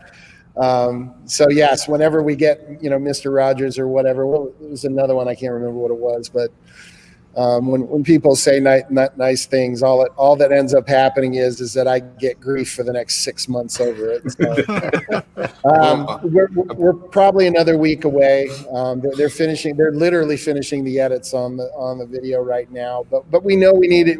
People need to see it, and it helps explain, I hope, the journey of how we get there. This thing didn't fall out of the sky, and it took an awful lot of work and. We have had a few people who have come in who have figured it out, and it makes me really proud. They figured out what a risk my brother took, but because nobody had run this thing before, nobody knows how the hell to make it run, and he took faith. And I told him, no, I understand how this works, and the part I am proud of is that understanding how this still worked and understanding what it does. And then the first day that I ran the thing, what a beautiful day. Because as you can imagine from looking at that copper, that was not a $200 still. So what's really important behind it is it can't just make good whiskey. That's not the bar either. It has to make whiskey that doesn't taste like any other whiskey, or else why did we buy it? So he was good enough to take the leap. And that's the part, I'm just very proud of him to have the vision and the wisdom, to plop down the cash and to let his brother do his thing and operate it safely. And it yields, I think, a beautiful whiskey. I'm very pleased with it. But here's the part when we start to release it here and hopefully within the next month or so. Hopefully everybody else enjoys it as well, because, I have to tell my brother, I can't control what everybody else thinks about the damn thing. I think it's beautiful, but what do I know? What I think doesn't matter. Is there whiskey though that doesn't lend itself to the 3-chamber? Corn. Yeah. It separates oil so aggressively. I know if I threw a bourbon in there, I'd look at the parrot and it would have globs of oil come out. The oil content's too high. And it's why I never once came across anybody using a bourbon. And that, in my opinion, is why. And I have no interest in wasting a few thousand gallons testing that hypothesis. I do know from Alan Bishop, which was really neat, and it's nice to mention him. He told me that he came across Indiana distillers making peach brandy in 3-chamber still. So we thought we were going to be the first on that count. I do know we're the first to put a malt whiskey into a chamber still, as far as I can tell. But I'm sure when this is done, David Wondritz has been out a couple times, and he's a professional historian. And I'm sure we'll have some conversations, because he said he has some new things for me to see, particularly in Germany. Germany has had such an influence on the American whiskey scene. One of the things that I like to bring up, I'm absolutely, and I always give this caveat, I have no evidence of this, that the sour mash process came from Germany. Because in Germany, one of the reasons that the lagers are so beautiful, they can't add off-the-shelf acid because of the German purity law, right? So when you're mashing, you mix the grains together with the water. The pH is usually going to be, it's a little bit under 6 usually. Most people like to mash at 5.5 or 5.4, again, depending on who you want to argue with. And in America, you can just dump the acid out of a jug. In Germany, what they have is called biological acidification. And so if you ever go to a larger German brew house, you'll see 2 stainless steel tanks that look like they're out of a pharmaceutical tank. And those are their biological reactor. And what they do is they take first wort that comes off of the lauter tun. So you're separating the wort from the solid. The first wort that comes off is concentrated, because in the lauter tun, you're rinsing the grains, and that dilutes it down to your 12.5% if you're making a Pilsner, as I mentioned. But your first wort will start at, say, 20. You'll take that first wort into the reactor, you purge all the oxygen out, and you'll warm it up to about 122 degrees, which is what lactobacillus loves. And what did we talk about before? There's lactobacillus in there. So the lactic acid bacteria will consume that, turn it into an acid, and then they'll take that acid and put it back in the mash, and some of them put it in the kettle. Think about the palate fullness you're going to get and the different flavors you're going to get from that versus adding it out of a jug. And it's one of the reasons that German lagers are so beautiful, and you can't really replicate them here. And then, of course, getting back to what I was saying, that's basically what stillage is. I'm sure that there was a German brewer that was saying, we want to get the pH in the mash done down, and they point over to the still and say, why the hell don't we use the stillage? That's got a low pH, and you just boil. They just throw that in. I'm convinced that that's where that came from, because it made perfect sense. I have no evidence. I just want to make sure that I'm clear on this point, because a couple of Lou Bryson and some of the other great authors, oh, you have evidence of this? I'm like, absolutely none. But that's all I got. Richard was wondering, how many test runs does it take to get a flavor profile to where you want for a whiskey? For the most part, it'll take me a week or two. So just a couple of mashes. I've been at this for a while, so I can. So there are 2 things that I'm looking at. One, the flavor of the distillate. So in other words, what did the yeast do? The other thing that I'm looking at is that bacterial action that I mentioned. So there's a couple visual cues that I have. One is pH. I could just literally dip my finger in. Ooh, that's sour. I'm happy with. I mean, it sounds very caveman, but.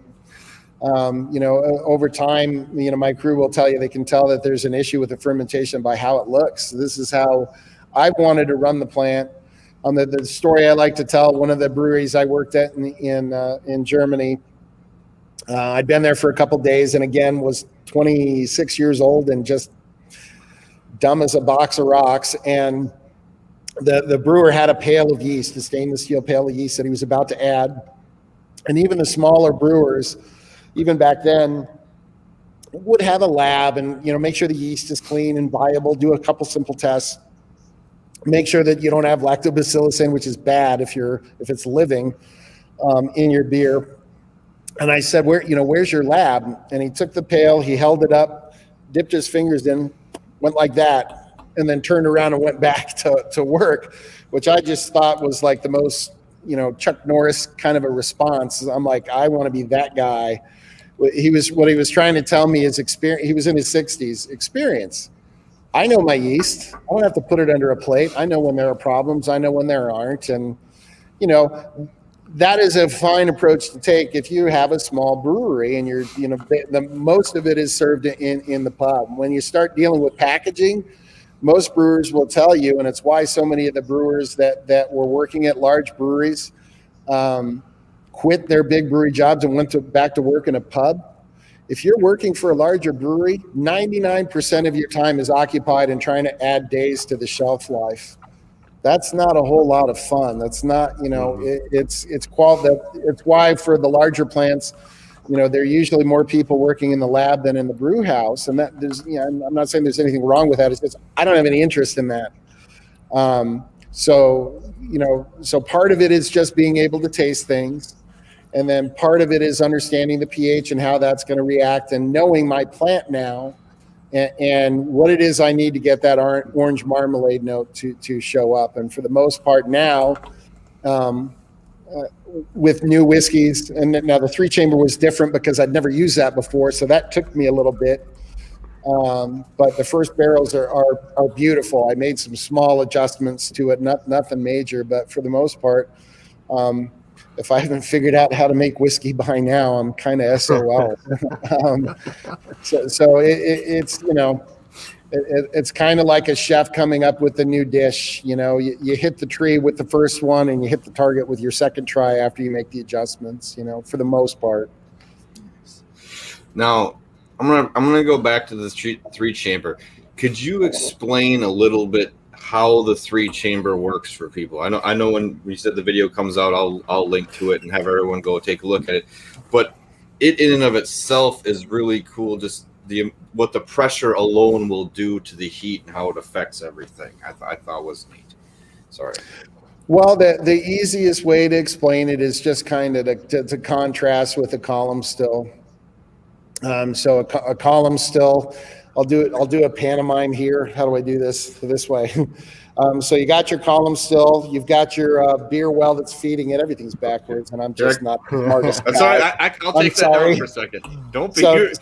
So this is your beer well that's got your 10, 11% beer. Again, we don't make it that high alcohol, but that is pumped into the side of a still. So this column still is usually a couple stories tall. The wider it is, the more capacity it has for alcohol. So that's why you always see, some of the craft guys say, how wide your still. It's very, oh geez, who cares? So the way that the still works is you pump the mash in the side. You can think of it as descending a set of stairs, the mash that has all the alcohol in it. And then from the bottom of the still, they're going to inject live steam. The steam is going to go through those stairs on the way to a condenser. So it's going to strip the alcohol and hopefully good flavors over and hit a condenser. It's running continuously. The design parameter for the stills from the entry at the top until it exits as farm feed, animal feed with almost no alcohol, trace amounts of alcohol. The design parameter for a continuous still is 90 seconds from entry to exit. That's all you get in it, is 90 seconds to get the flavors profile you're looking for. Mm-hmm. With the 3-chamber still, if you pull the photo up again, if you don't mind, thank you. No. Sorry for the pantomime. Don't be. Ignore the very top. This is the other running joke around here. Everybody, at least once a week, the boys look at me and say, Todd, why are there 4 chambers? Just go away is my response to that. So the top chamber is a preheater and has nothing to do with the product path. So each one of those 3 chambers is filled with mash, and it's part of a continuous process. So you're injecting steam from the bottom of the still, and the middle of the 3 and the top of the 3 has a swan's neck in it, and it's just a J pipe. So what that allows it to do, the J pipe is up in there to make it so that the mash is held in there. As long as the mash doesn't go above, how am I going to, you're going to have to take it down again. I'm so sorry. It's hard to explain this without drawings. I'm doing the best I can. Right. So there's your J pipe. So as long as the mash doesn't cross the top of this J pipe, it's going to sit in that chamber. And the J pipe is where the steam enters in and then bubbles through the mash. Does it make sense? So the middle chamber and the top chamber both have this J-pipe formation that allows you to inject steam from the bottom, and it bubbles through all three chambers. When the easiest way to explain it, go ahead and, I'm sorry to make you do this. Do not worry about making me do work. Okay. So the easy way to explain it is, let's pretend that I just stopped the last mash. So I just stopped my tails cut and shut it off. The mash that's in the bottom chamber now does not have any alcohol in it. And so I'm going to pump out the mash that's in that bottom chamber to stillage. And you can see the valve, it's kind of has a blue tinge and a black on the right-hand side. It's actually open in that picture. I will open up the valve to move using gravity, the mash that's in the second chamber down below. And then I'll do the same thing with the third chamber to move it down. And then the preheater, we're going to move it down from there. So now the bottom chamber has almost no alcohol in it. It's already been run in the top two chambers. And so as a result, it's just rye water. That's what makes the chamber still work. So not only is it just rye water, it's under 10 feet of mash. So that pops up the PSI to a roughly 4. And what that does is now you're kind of dealing with the pressure cooker, and it drives the temperature all the way up to 220 degrees. And most of the column distillers, they're active where they're actually getting alcohol when they're introducing steam. It's usually around 198 degrees. It's different from each distiller. But the difference between 198 degrees for 2 seconds and 220 degrees for 30 minutes, which is how long it takes to collect heads, hearts, and tails, you're extracting compounds that are more insoluble in that water. And so as a result, you're pulling out oils. It's why it's so fragrant. It's why it's so aromatic. And it's why the mouthfeel just won't let it go. You will be tasting this whiskey for, if you don't drink water or something, for a good 10, 15 minutes after you've had it, because it's so mouth coating. So the way it was marketed back in the day was as heavy bodied whiskey. I think if you've already sipped on it, you can understand why. Yeah. It's an oil extraction machine is the long and the short of it. Add into the discussion what I mentioned before with the Abruzzi rye. So it has an elevated amount of oil in the Abruzzi rye versus modern rye. So now we're multiplying that. Add in the fact that it only has 62% starch. So now we're adding 30% more of the Abruzzi rye. And you can see the cascading effect that it has on the whiskey itself. And so I introduce the steam from the bottom. It bubbles through all three chambers. It goes through a thumper. There's no point in bringing that up. It's really not important as to how the still works in terms of the conversation. We get our, once I introduce steam, we'll start getting distillate out in about 2 minutes. That's all it takes. 2 minutes, we start getting distillation. We do what's called a demisting test, which is what every pot distiller on the planet uses. You're adding water to it to make sure it runs clear. Once it runs clear, you're collecting the hearts. There's so much oil in it that out of the top of the cylinder where our hydrometer is to measure proof as it comes off, even at 70% alcohol, it actually throws a meniscus on it. It's so rich in oil. It's great. Once I saw that, and once I tasted the lavender, I told my brother what it was going to do. Of course, he wanted me to spell it all out before he cut a check. And happily, it was everything that I told him it would be. And so he didn't fire me, and I'm still working at Leopold. I think he would have killed me. But and then you make your tail cut just like you would for any other whiskey where the flavors are a bit unfocused. And need to be run again. And we take that, we cut it to 50% alcohol, as I mentioned, and it goes into a number 4 char.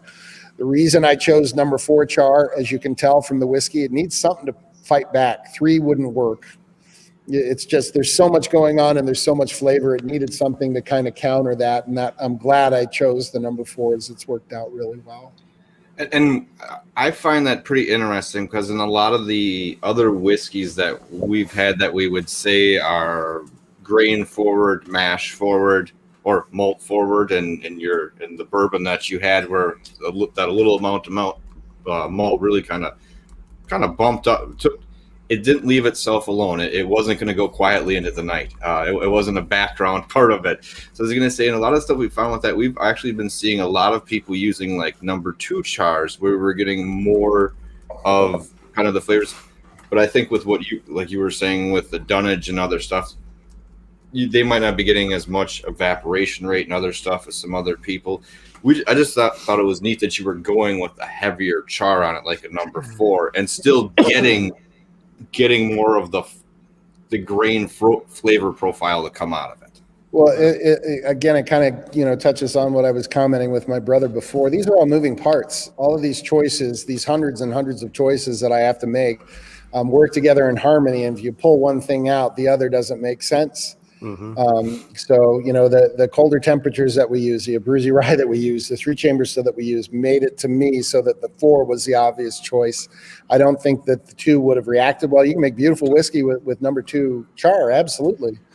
You get some more lignin and some other compounds out of that, depending, some people are toasting these days before they're charring, and not many people are talking about that. But these are just straight number 4 char out from Independent Stave. They've been really, really wonderful working with us, all these years. They took care of us when they didn't have to. We had a barrel shortage several years ago, and to say we're a small company relative to the people that needed barrels is an understatement, and they stuck with us. I couldn't believe it. I thought for sure it'd be like, well, sorry guys, you're on what do you want from me? Now, these larger distillers are cutting us much larger checks, but that's not how that company handled it. Yeah. And it says the world about them as a company. We found in business when you get good partners like that, we like to say you hold on to them like grim death. And Independent Stave is certainly one of those companies. They've actually offered a couple times I think they have a private plane or something to fly out to have a look at the cooperage. And everybody who knows me knows the last thing on the planet I'm going to do is get into a small plane. So I had to say, tell you what, maybe I'll get in a car and meet you out there. Small plane thing is not happening for me. I'm sorry. All right. Before we taste this, I see a couple more questions, and then we'll get into a quick tasting part of it. Yeah. Jay was wondering, are there any adjustments you make to your recipes if you're using new barrels versus seasoned barrels? The only thing that we use a seasoned barrel, if I'm understanding the lingo you're using properly, we use used cooperage for the malt whiskey that we make in the 3 chamber. But used cooperage at Leopold Brothers means our used cooperage. So I've never used anybody else's barrel except for the new ones that come in from Independent Stave. It seems a bit silly to be a distiller that makes bourbon and rye and not use your own cooperage to mature whiskey. The only exception to that is we have a couple sherry butts that we've used on those, and in that case, absolutely, I change everything about the whiskey, full stop, because I'm going to be adding another flavoring compound. Some people, we make flavored whiskeys, and some people like to give us grief for it. And I'm like, what the hell do you think sherry whiskey is?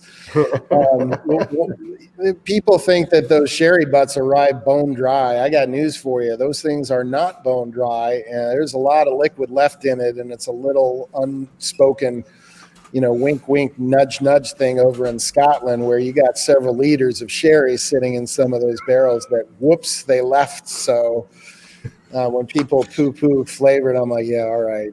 The reason, by the way, that we do, the flavored whiskey, this started, there was a bartender out of Atlanta that asked me to make a real Southern Comfort, and Southern Comfort used to be bourbon and peaches, and it's a liqueur is what it is, but we chose to call it a whiskey because it's at 40%, and we wanted people to understand this is really designed as a liqueur, but it's a standalone. In America, they think liqueurs are for cocktails only. It's much more common in Europe to enjoy liqueurs. Maraschino, the gentleman mentioned, I love that on the rocks. I don't ever make cocktails with our maraschino, simply because I just love it on its own. You add a little soda water if you're feeling inventive, I guess. But that's why we made the fruit whiskeys to begin with, is we were reviving another old tradition, and it's kind of, if you haven't figured out, we kind of do a lot of that. We were the first Maryland rye. to be made. There weren't any Maryland distilleries. When we revived that, we were the first American Fernet, the first American Amaro, the first American Maraschino.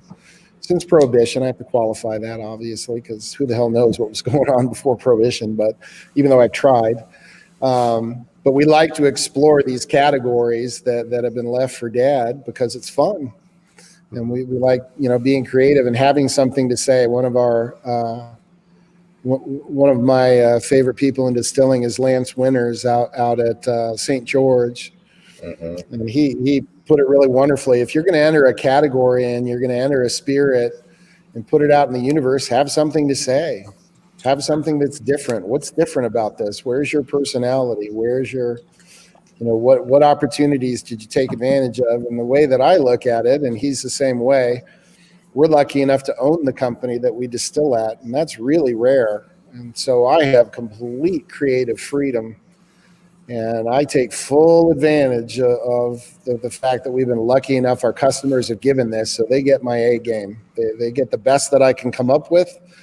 And I'm eternally grateful that anybody drinks any of the weird things that we make. And we make some pretty, understand coming out with the first American Fernet.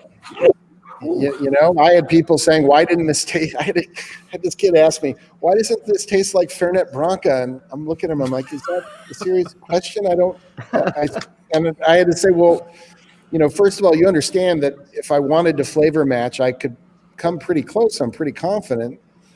But why would I want to do that? Fernet Branca is already on the shelf. It's a beautiful liqueur. Why would I? What? And the nice thing is that we've been around long enough that we don't get those questions as much. We still do. I like to tell that to the younger distillers who have maybe convinced themselves that we're some big global brand. I'm like, get in the car with me and drive 5 minutes away from the distillery. They have no idea who we are. They have no idea, what it is we do here, and we get people, and it's wonderful. It's healthy. It keeps you from getting any kind of an ego about this. That people just, I get backhanded compliments like, "Wait, there's a distilling school," or the people that come in are surprised that the spirits are good. I get that all the time. I'm surprised that I like this, and it's like, okay, I'm glad for that, but it's got a little bit easier than it was in the first 10 or 15 years. And it's one of the reasons I like, I adore my fellow distillers so much that have been around for a while, have had to deal with all the slings and arrows. And it's why if it's going to sound like a suck up, I don't care. It's why I like your show so much. You're recognizing that there are so many. I mean, Alan Bishop, that man is a world-class distiller. Mm-hmm. And you can taste it in the whiskey, and there's nobody out there championing his stuff necessarily. And they're looking to the big brands, and they've earned that. I'm not taking anything away from them. They have absolutely earned it and then some. They were making whiskey when whiskey wasn't cool. And for that alone, tip of the hat always. But at the same time, I'm sure Alan has to deal with those kind of, backhanded compliments all the time. Oh, hey, I don't mind the flavor of your whiskey. I'm sorry, that's a Simpsons reference. There's a Krusty Burger ad. I don't mind the flavor that we always joke about. But it happens to us all the time. And the thing I like to remind some of the younger distillers, it happened to the brewers too. So 20 years ago, the idea that you could get a world-class Belgian style or German style beer in America was laughable. And everybody would just buy the imports. I can't tell you how many times, at my pub, I made, as I mentioned, unfiltered lagers, which are nothing like the larger mainstream beers that are filtered aggressively. And those are beautiful beers. But what I was making was different. And I can't tell you how many conversations I had where some kid would start the conversation with, "I've been to Europe." It's like, oh God, okay. Therefore I know what I'm talking about, and you don't know what you're doing. And it makes me happy to see people like Alan start to get, the credit that they deserve, and the slings and arrows that have been thrown at the smaller distillers making spirits and whiskey. People are starting to realize it's like, the problem isn't necessarily talent. A lot of the issue is capital. And you have to understand that photo that you saw. I don't mind saying, I mean, I'm sure you figured this out. It's billions of dollars sitting there just evaporating. It's really hard to be, exactly.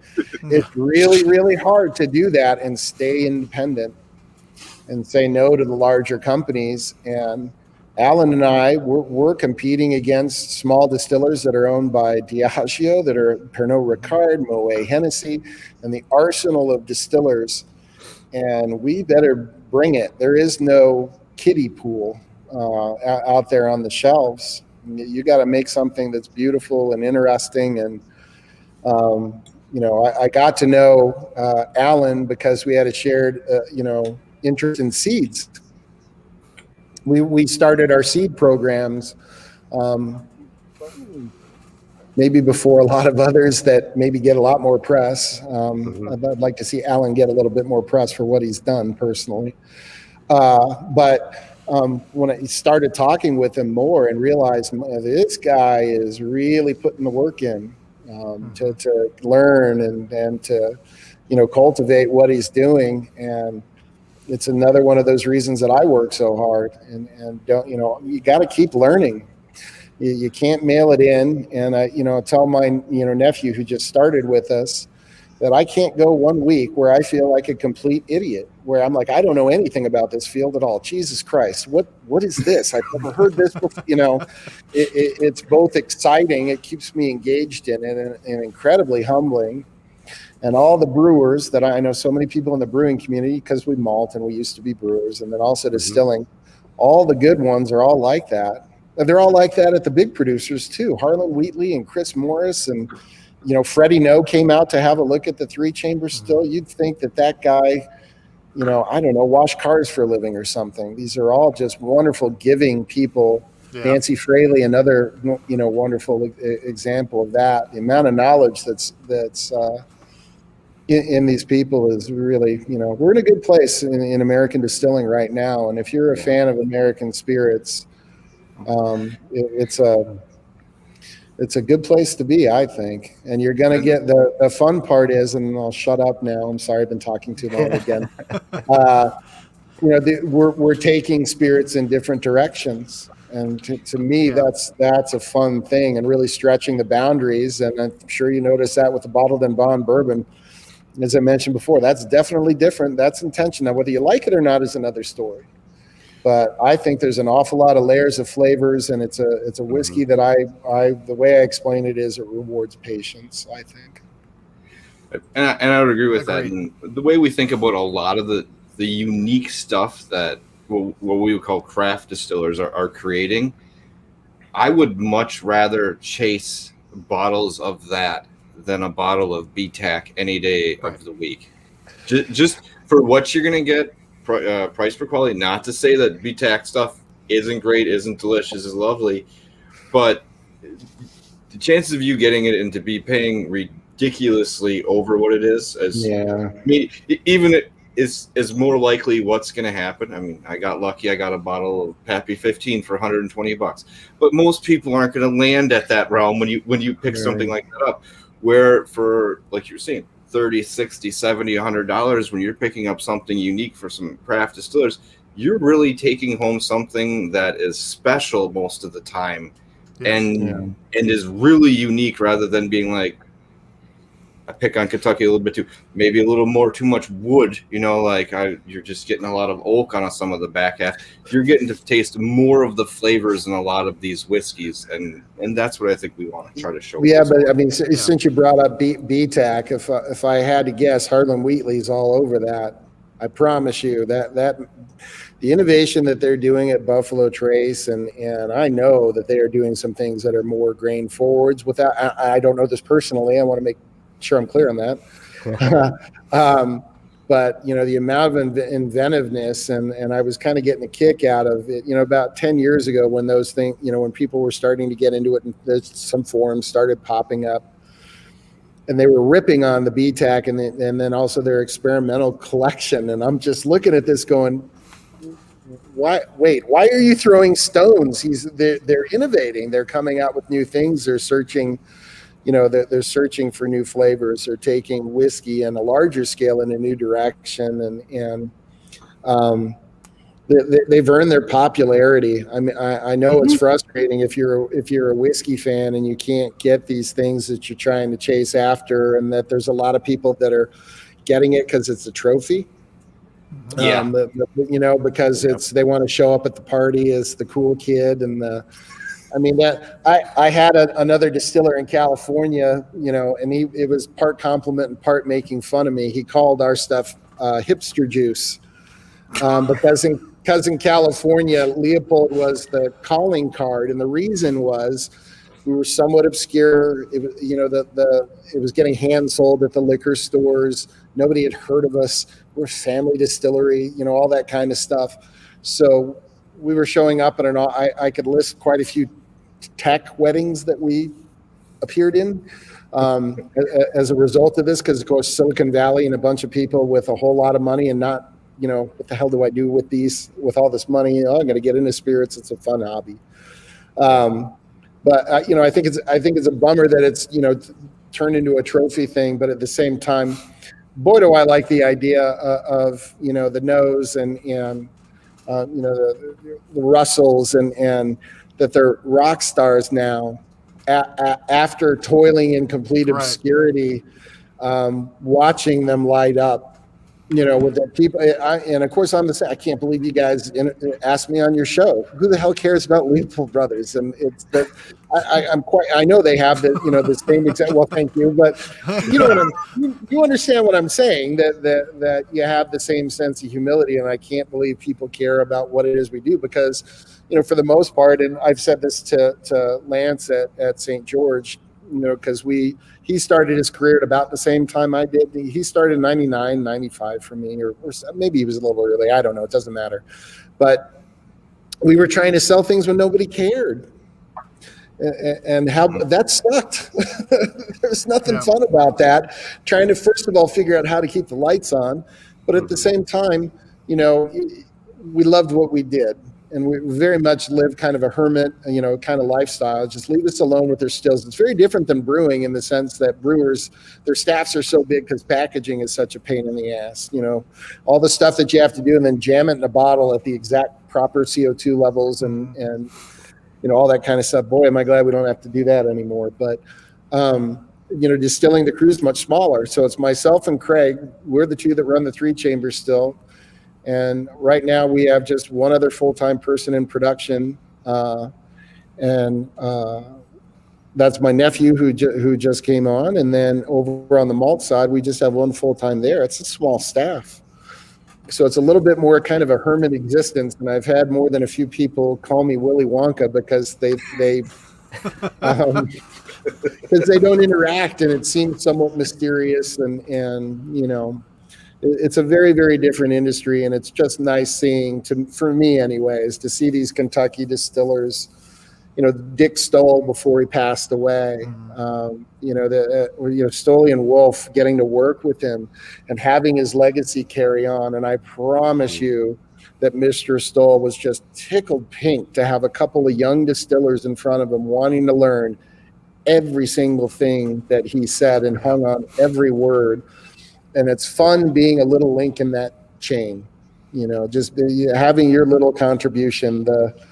Whitman or Dead Poets Society, depending on where you want to get it. The powerful play goes on, and you get to contribute a verse, right? It used to be a cool thing to say, and then Robin Williams kind of blew that one. But it's fun being a part of that history, and I'm proud to be on the. Be able to look at those distillers now that I've been at it for a while and not feel like a complete phony is a nice thing. And I think that's why so many people get into the field that they're in. You want to be one of those people. You want to be a Nancy Fraley. You want to be a Harlan Wheatley and be able to, be in the room and feel like you're, part of the gang. And it very much feels like that to me, at least, even though we're obviously not hanging out, especially these days. And I'm sure Harlan Wheatley doesn't know who the hell I am, but setting that aside. Yeah. I wouldn't be surprised. I mean, when we made the rounds going through talking with different people in the industry. They have like the term of a comedian's comedian or a guitar player's guitar player, but I think it was Alan said you're a distiller's distiller, which I think that's a very high compliment, for It is. them. Right. And it's once like not everyone's heard of them, but this is kind of who everyone else is kind of looking at. And to have, Nancy compared you to Eric Clapton. So, which Oh, shit. Now we got another one, but they're gonna. Oh man. yeah. Well, it wasn't heroin Eric Clapton. It was the really good Eric Clapton. So it was. Wait, is that better? I don't know if it's better or not. It's nice things to say. It's one of the things I will say that I'm very proud of and lucky. I feel like I've earned it on the late shift. I got in this because I wanted to make things, and it is very unusual for an owner to own a brewery, distillery, or winery and still be behind the stills after all these years. And I get better every day. I learn more every day. And it's just, I just feel like I'm the luckiest person in the world. I still can't believe I whistle to work. My nephew says, "Can you believe you get to do this?" And I'm like, "No." Don't you get the chills sometimes? I'm like, daily. I'm very, very lucky. And we're looking forward to the next few years. And we've got some really fun spirits coming out this year besides the 3-chamber we've been working on for a while. And I'm looking forward to getting the 3-chamber out. And I hope everybody likes it. You guys haven't thrown it on the floor yet. So that's just where I was going to take it. I saw we crossed the 2-hour mark. So we already sucked up your life tonight. No, fine. So Mike, Ben, let's start talking. What did you or are you getting on the nose now that we've let it hang out for a bit? I'm in my basement. It's like 7 degrees outside, so it's like 40 in my 100-year-old house in the basement. So I've been warming it up with my hands and smelling it off and on, but the chocolate just keeps rising and falling out of it, But the notes I had down there was the chocolates, the flowers, almost like walking into where there's a whole lot, like a tea shop where there's a lot of tea or tea flavor, herbal flavors, very aromatic, kind of a little bit of hazelnut. And I did get the vanilla and orange, but it's just the chocolate when it gets warm, it's the nose is warm chocolate. And then it kind of subsides a little bit, and then I get some of the spice and stuff to come back, and then it warms up again to get that warm chocolate. I mean, this is I'm sorry, it's fucking great. It's just the nose alone. Really is. It's really You're good. 2 hours past the limit, Mike. You could have sworn a long time ago. I've been listening. This has been fantastic. Yeah. No, this is. I apologize for talking too much. Sometimes I get on tangents. No apologies. We could have fantastic. We love this. Yeah, we could probably have you back for another few episodes. So there's no problem with how deep we got tonight. Well, so with COVID, I'm not going anywhere. Okay. I mean, seriously, if you were interested, I would love to see us take this to like a series and really break down further some of the different steps that you're doing, from the malting to the fermentation and the yeast to the different stills and whatnot, and let's just dive even deeper with it, because I feel like I'm sitting here listening to a Zen master and just taking it all in, but this rye is amazing. I mean, yes, it is. I'll go down here the list that I've gotten from the start to finish so far. But grappa, violets, grape skins, biscuit and cookie, raisins, chamomile tea, a vanilla malt, lavender honey, citrus and orange oil, notes of plum and cherry, fruit cake and molasses cake, banana skins, oatmeal cookie, rum and brandy, peach and peach pit, elderberry, hydrangea flower, cinnamon stick, apple butter, white grape, vanilla, sugar frosting, clove, allspice, grape jelly. Okay, that's enough. That's enough. It's just that's your shopping list. It keeps coming. It just keeps coming and evolving, and more stuff. Yes, it does. Layer after layer that you uncover, and it's such a feature. And the time has changed it. But a quick couple notes just on on the nose that I was getting before, where I was getting like an orange preserve with like a little bit of pear over a nice rye bread with butter. I was getting, I'm going to call it elderberry, because I was going to say I've had that on a steak when I was in Peru, and I was getting that kind of distinct, a little bit of that flavor note from that. Oh, and it's just, and then he keeps in, like, Ben's line is right. Okay, like, I wasn't trying to cut him off because there is that other line of flavors. I was just trying to add a couple ones that stood out for me that weren't in your list. That's all. You're getting an awful lot of things that I taste, and of course, one of the things I have to do to evaluate spirits, it's a nice little trick to cut it down to 20% alcohol. And that really, makes it so that you're not necessarily tasting the ethanol. But I am hoping you're noticing, particularly with all the oil and that colder fermentation, there's almost no burn at all. No. So there's nothing on the nose. It's just very, very soft. I had to, I'm so. This is a nice relief. We've got some more people that are enjoying it as much as I am. So it's very, very nice to hear, but it's also nice to hear that you're getting a lot of the same flavors that I am. There was a point last January where it tastes like somebody snuck into the barrel house and dropped 3 Musketeers bars in. There was so much nougat. And I'm catching that on some of the flavors that you guys are. It morphed into more of the cocoa nibs. Because I think Alan said Mexican chocolate, and so he tasted chamomile. So we're getting a lot of the similar flavors, but you can kind of see all of the choices that I made showing up. So it's very, very rewarding to go to the trouble to put the Abruzzi rye in the ground. Obviously, it's a very different rye, and if I had just used stuff off the shelf and mashed it and thrown it in, the flavors would have been very, very different. The oiliness would have been different, and it's gratifying because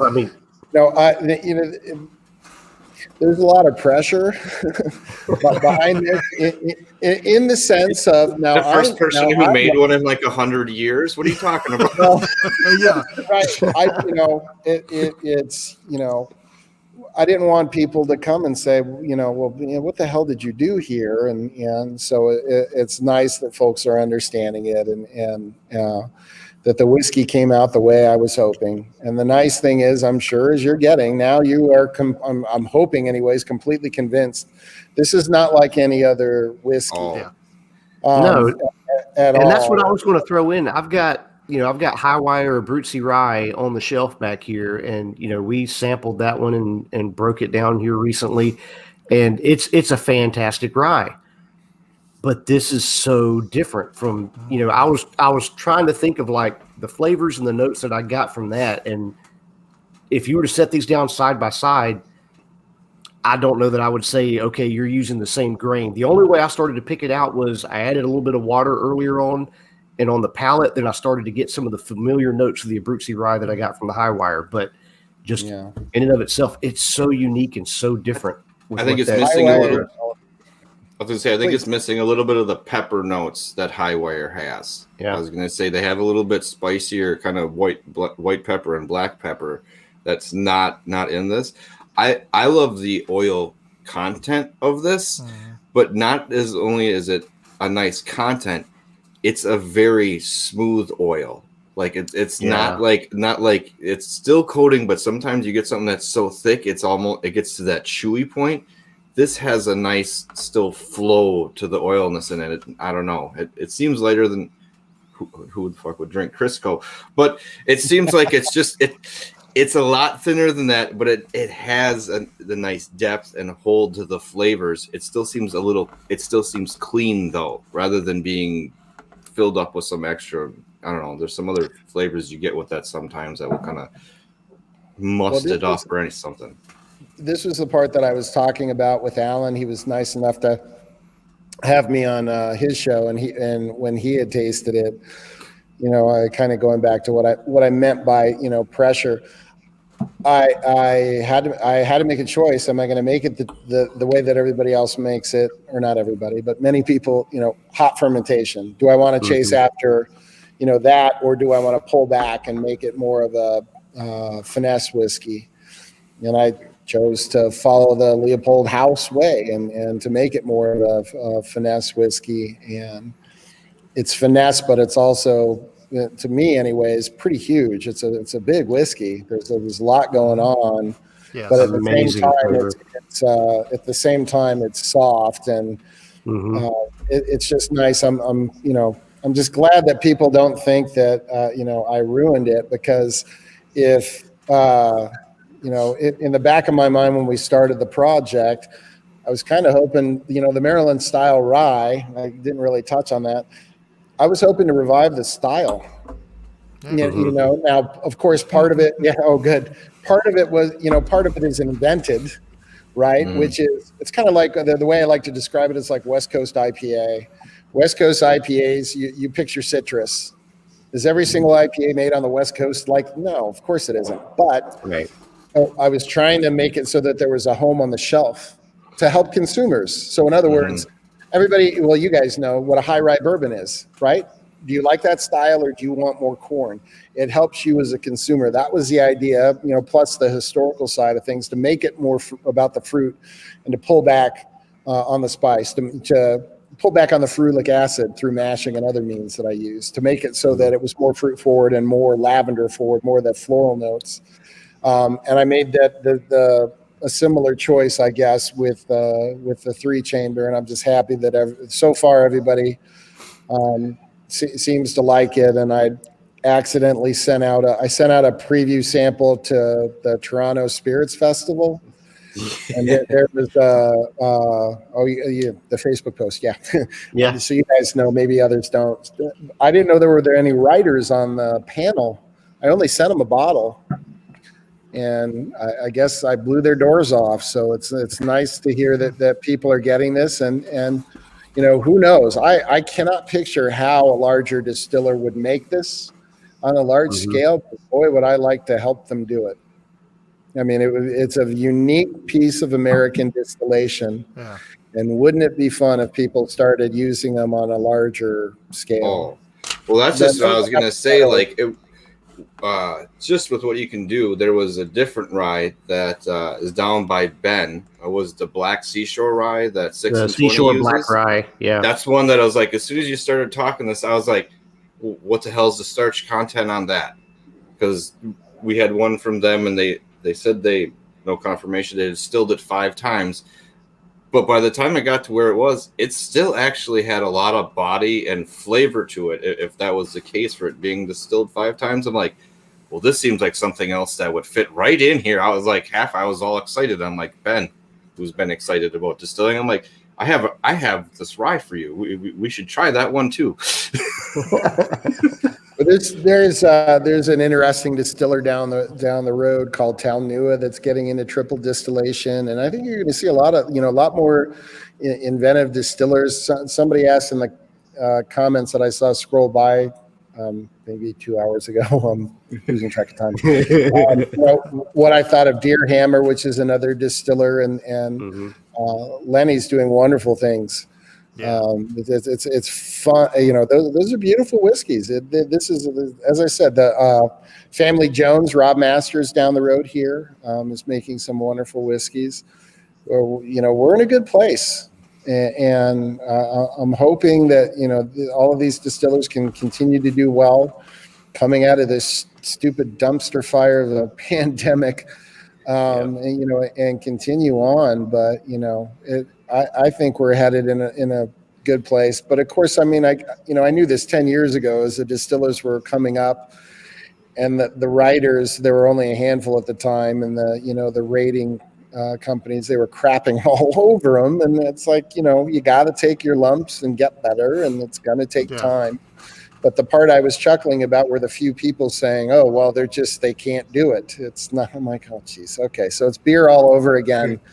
Where if it didn't taste like Bass Ale, that means Sierra Nevada must be wrong. That's the example I like to give. But keep exploring. And I can't, especially now we've been around for a while, but these smaller producers, you have no idea how much of a help it is that you guys are doing. So, kudos. It is. I tell anybody who asks me, the smaller, younger distillers is what I was trying to say, that haven't been around as long as we have. It's one bottle at a time. There's no magic recipe. There's no magic wand, unless you're made of money. And if you're made of money, what the hell do you care, right? But Yeah. You will get your audience. You will find people that like something different and like what it is you're doing, and you'll continue to grow and stay in business. And I get excited by all these other distillers, particularly in Colorado. I have a bit of a home state pride, but also for American distillers. And as we're getting more international, we get more and more distillers. I get notes from distillers all over the world asking us about floor malting and whatever else. It's a good time to be into whiskey and spirits. Well, that's kind of what we were saying with American craft whiskey, or even American whiskey. Like we're almost in a new renaissance of like American craft whiskey, where everyone was, like you said, crapping on it for a while, taking its time to get there. People were learning not to use kiln dried barrels and such. And now you're starting to see people make some really, really interesting stuff, because a lot of it's starting to finally get to that 4, 5, 6, 7-year-old age, depending upon where you are in the country. And it's starting to produce some really exceptional stuff. Guys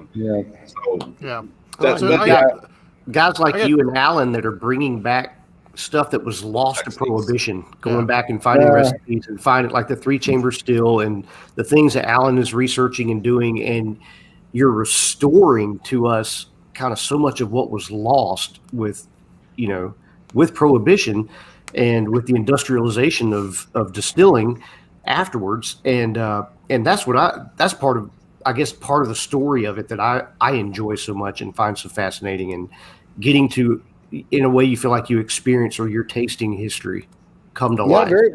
Very much so. People forget that prohibition ended at the worst possible time. Yeah, it ended in the Great Depression. So something that was an agricultural thing where everybody had to still instantly in one generation turn into an industrialized process. Right. And you can't help but make choices that aren't necessarily with the idea of making the best possible whiskey. And the thing that I like, and I mentioned Harlan Wheatley earlier, they're starting to look at, how do we make the best whiskey now that we've survived, right? They made it through. And that's the part, the 70s and 80s where they were just hanging on for dear life, and they made it through. And boy, do we owe a debt to those distillers that kept the lights on and kept the traditions going. And those guys know more, and women know more about distilling than I ever will. And it's wonderful the what they are doing and what they are starting to look in terms of their process, and chasing after quality and making that the most important thing. It's happening at every single one of the larger distilleries. And for a while, some of the young distillers, this was maybe 10 years ago, were throwing stones at the big distillers, and that was the one thing that I did not do well with, or throwing stones at some guy came in to introduce himself, and he doesn't live in Colorado anymore, introducing himself and starts saying, well, we don't make crappy vodka like XYZ. And I'm looking at him going, why are you, what is this supposed to impress me? that these are my friends, and even those that I don't know. You don't say bad things about your fellow distillers. That's no way to get anywhere in the market. But they started down that road a little bit, and happily, in my experience at least, pulled back and realized, these are legendary distillers that are running these larger companies and just doing remarkable work. Getting onto what you were saying about the hard to find bottles. I make myself plenty happy by just getting Buffalo Trace, their regular straight bottle. If you offer me that and offer me Blanton's or one of the other ones, and I can't resell it, not that I do that anyway, but I prefer the Buffalo Trace 4-year it has more spring. It's more lively. Now that's my preference. And I think as people get into, more into whiskeys, Old Forester, that's a beautiful whiskey, that they're going to start to find their home and not worry about chasing after the impossible to find bottles, because part of the problem that they're going to deal with as time rolls on is if everybody could get Pappy Van Winkle, it wouldn't be Pappy Van Winkle, right? I mean, it's a bit of between a rock and a hard place. But the Van Winkle family, there's another, story of perseverance and blending whiskey when it wasn't cool. So I do, run into people that throw stones at them, and it's just like, Jesus, you can't win for losing. Can't you guys be success? We had Alan and Jason Fruits on there, both from Indiana, and they're like, well, we both love MGP because we wouldn't be here if MGP wouldn't have done what they did. We're here. And you're like, sometimes, you got to pay respect to what it is. Even if you're not a fan of it, it's like, well, we wouldn't be here if it wasn't for them. So thank God we can do something different. Yes. And we were in there. There was a Daily Beast article that ran years ago that was all small distilleries get their stuff from one factory kind of story. And they, came to me and chased after some, quotes and stuff. Blending isn't, I have no problem with blending whatsoever. And it's integral to the health of the overall market. And people don't understand that Johnny Walker kept the lights on at so many distilleries in Scotland when nobody. My father-in-law gave me an article from 1980, written in the Times about single malt whiskeys.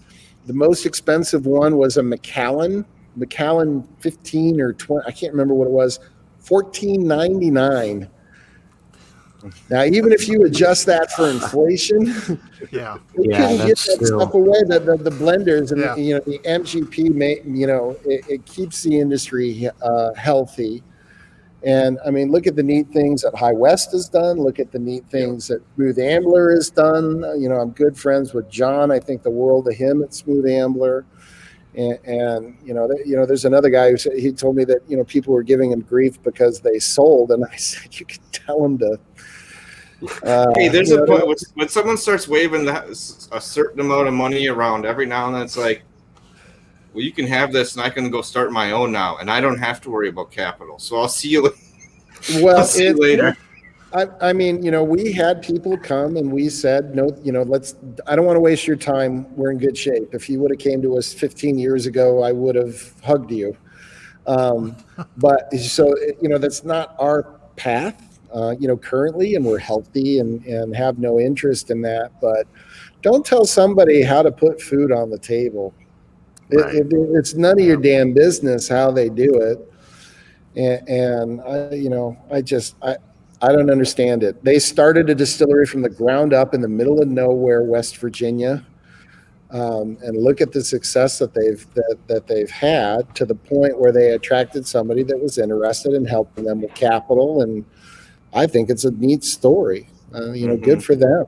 Yeah. And I think it's a great thing. And that people, as I mentioned before on the environmental stuff, they tend to like to hold people like smaller guys like us up on a pedestal, and it's, it can be a bit of an American thing. I like that people don't necessarily know who we are, because how it is. They build you up. What's coming next? I'd much rather fly under the radar and hope we find our audience, hope some people enjoy what it is we do, and enjoy life as much as we possibly can. I got a couple questions. So the stuff that you've got coming off of the 3-chamber now, I'm curious what you think about what you have coming off now versus when you first started doing it, and then when is this stuff hitting the shelves? We're dealing with COVID, so the supply chains are a train wreck. I'm hoping March. Okay. I booked this with the idea that hopefully it would be out. Oh, well, you guys get a nice preview. Who cares? We're not We're not a huge company. It doesn't make a bit of difference. We're proud to be on your show. Then the change in the distillate has been, we changed malt houses. So we started with a smaller malt house that we mothballed. So that malt tastes a little bit different. And the Abruzzi rye changes every year. It's not identical. But for the most part, it's pretty remarkably consistent. Relatively speaking. Another thing, and I've exchanged messages with Nancy Fraley about this. That low entry proof really, really, really helps with consistency. Mm-hmm. It really truly does. Well, the higher it adds more and strips more out. Yeah. So. And the Maryland rye bottle that you have in your hand, I don't know if you noticed, but that's a single. That's one bottle at a time that we do. And they change from year to year. They're not identical, but for the most part, they're not night and day going from one to the other. But that entry proof, has a bunch of cascading, effects to lower that evaporation rate. It changes what it is that's going to happen in terms of what evaporates. So I think that's part and parcel. I think if I put the whiskey in at 60%, it may not necessarily hold at 60%, if that makes sense. Mm-hmm.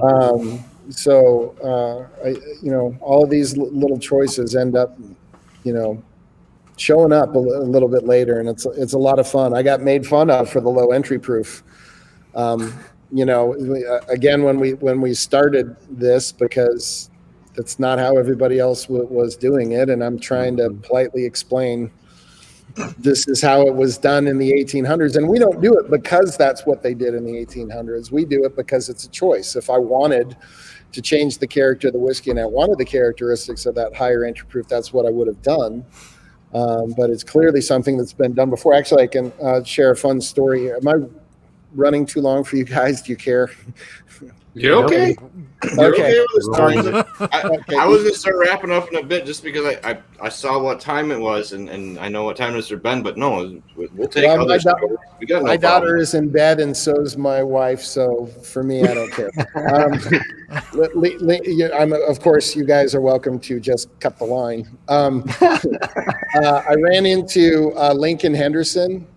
Lincoln Henderson, started Angel's Envy and obviously legendary distiller, and he was coming out to launch Angel's Envy. And I apologize, I don't remember what year this was, but I ran into him at a local liquor store, and it's a fun story for me because my wife is a big fan of vermouth, so I would make the trip to get her vermouth to drink on the rocks. I make all of these different things, and she doesn't want that. She wants vermouth, so I call it the walk of shame. To go to have to buy this. It's like, why are you buying? Well, my wife doesn't like what I make. It's a self-effacing joke. But anyway, so I went in there, and he was there with a bunch of handlers, and I introduced myself, and as I met, he had no idea who I was, which of course, why would he? And I'm a distiller, and we've been making whiskey, and I've been putting our whiskey down at 50%. And do you have any opinions on that, one way or the other? I don't know why I chose to ask him that question of all questions. This is all just dumb luck. This was a 10-15 minute conversation at a liquor store where Lincoln Henderson was in. Anyway. And he said, well, as a matter of fact, he was in charge of, which I get the distilleries confused sometimes because all the mergers when we're talking about back in time. Mm-hmm. But I think he was working for United Distillers. I might be mistaken on that count, but so ignore that part. But he said, oh, well, as a matter of fact, I was on the crew that was responsible for moving the proof. So this was in the 60s. From that lower entry proof all the way up to the max and to various levels and see what it does to the whiskey. Like, how neat is this to get to hear this firsthand from Moses, essentially? So he said, well, we went through all of these things, and what they found was what they ran into. And again, I wasn't smart enough to figure this out on my own. Color. So as they kept raising that proof up, what they were running into was they weren't extracting enough coloring compounds, that when they diluted it down to 40 or 45, it was too light. That was the threshold. Isn't that fascinating? I thought, of course, That's interesting. And at the time, and again, I think this was United, which have turned into Brown Forman. I always get confused. Their policy was not to add caramel at the time. Mm-hmm. So that's what made them stop. Isn't that great?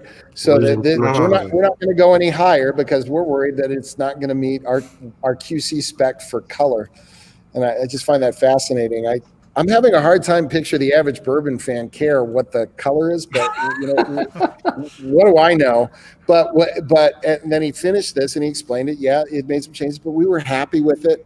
But as he was leaving, he looked at me and he said, "But if I had to do it again, I'd keep the proof down at 50%," and winked at me. So another one of those Chuck Norris kind of, well, there you go, right? Yeah. So that was. And I actually got to share that with the Henderson family when he passed. So I just thought it was such a neat story. And what a nice, of all the things, he runs into the one guy that's putting whiskey down at 50%, complete coincidence. And I got that really lovely little nugget of American distilling history. I thought that was just neat. It's awesome to get a nod like that too. Now. Pardon? Yeah, that's just awesome to get a nod like that too. Like someone else is like, "Yeah, you're doing the right thing," and then just leaves smiling. I'm like, "Yes, damn right." Well, the good thing is I didn't have a sample for him to say this tastes like shit, kid. But so I got to leave feeling good, but without having a downside to the conversation. So that was really neat, and I've had a lot of fun little, one last story, and then I'll stop talking. One of my favorite, I ran into the same kind of a thing. Dave Pickerel was in, and at the time, in a bar in Denver, and at the time there weren't that many cocktail bars, so if you were pushing whatever, you'd wind up in the same place. So that wasn't that weird that I ran into him, and he was there, and we just were bullshitting. We were talking about bacterial fermentation, and that's where he gave me the tidbit that when he worked with malt whiskey as a consultant, he'd let it run a few extra hours. To get that, lactic acid and therefore estery note in, and I left.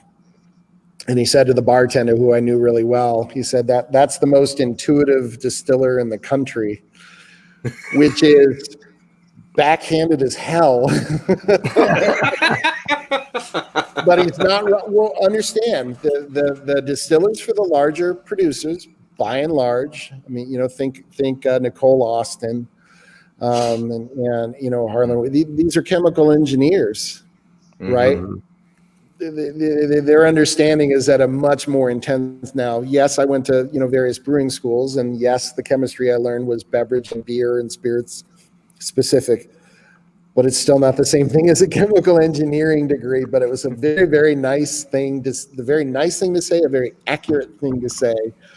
And also backhanded, which is why it's one of my favorite backhanded compliments that I've ever gotten. That it's like, careful you don't blow yourself up with that still, kid, kind of a thing to say. Right.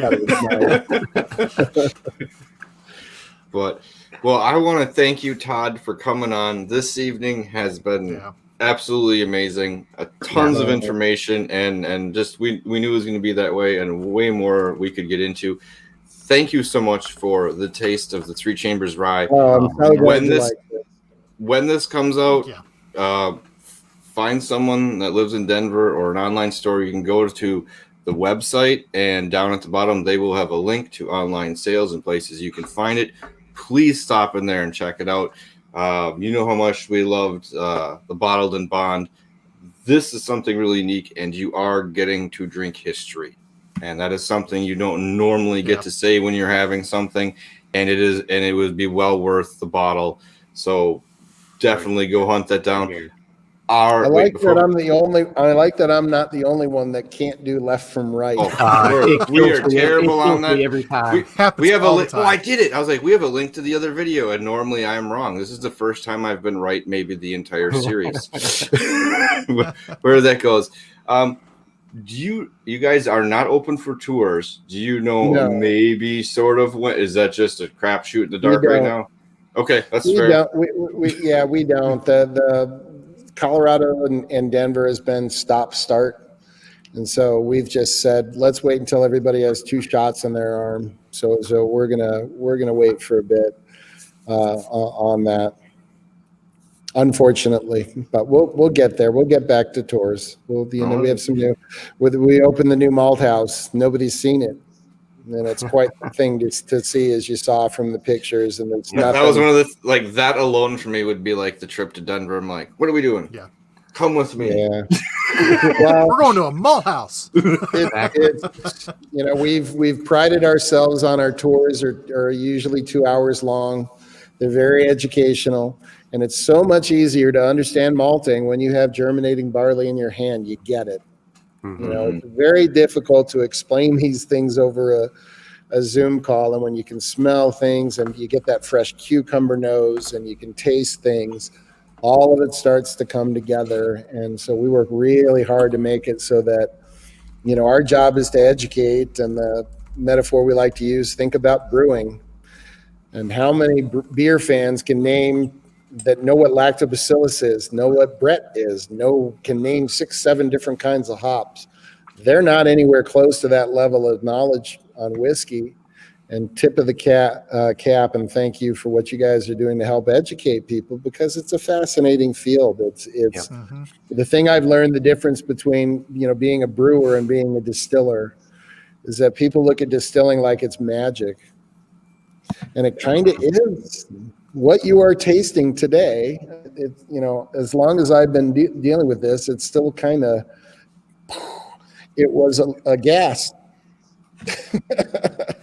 it was turned into a gas 3 separate times before it was finally condensed. It's hard to,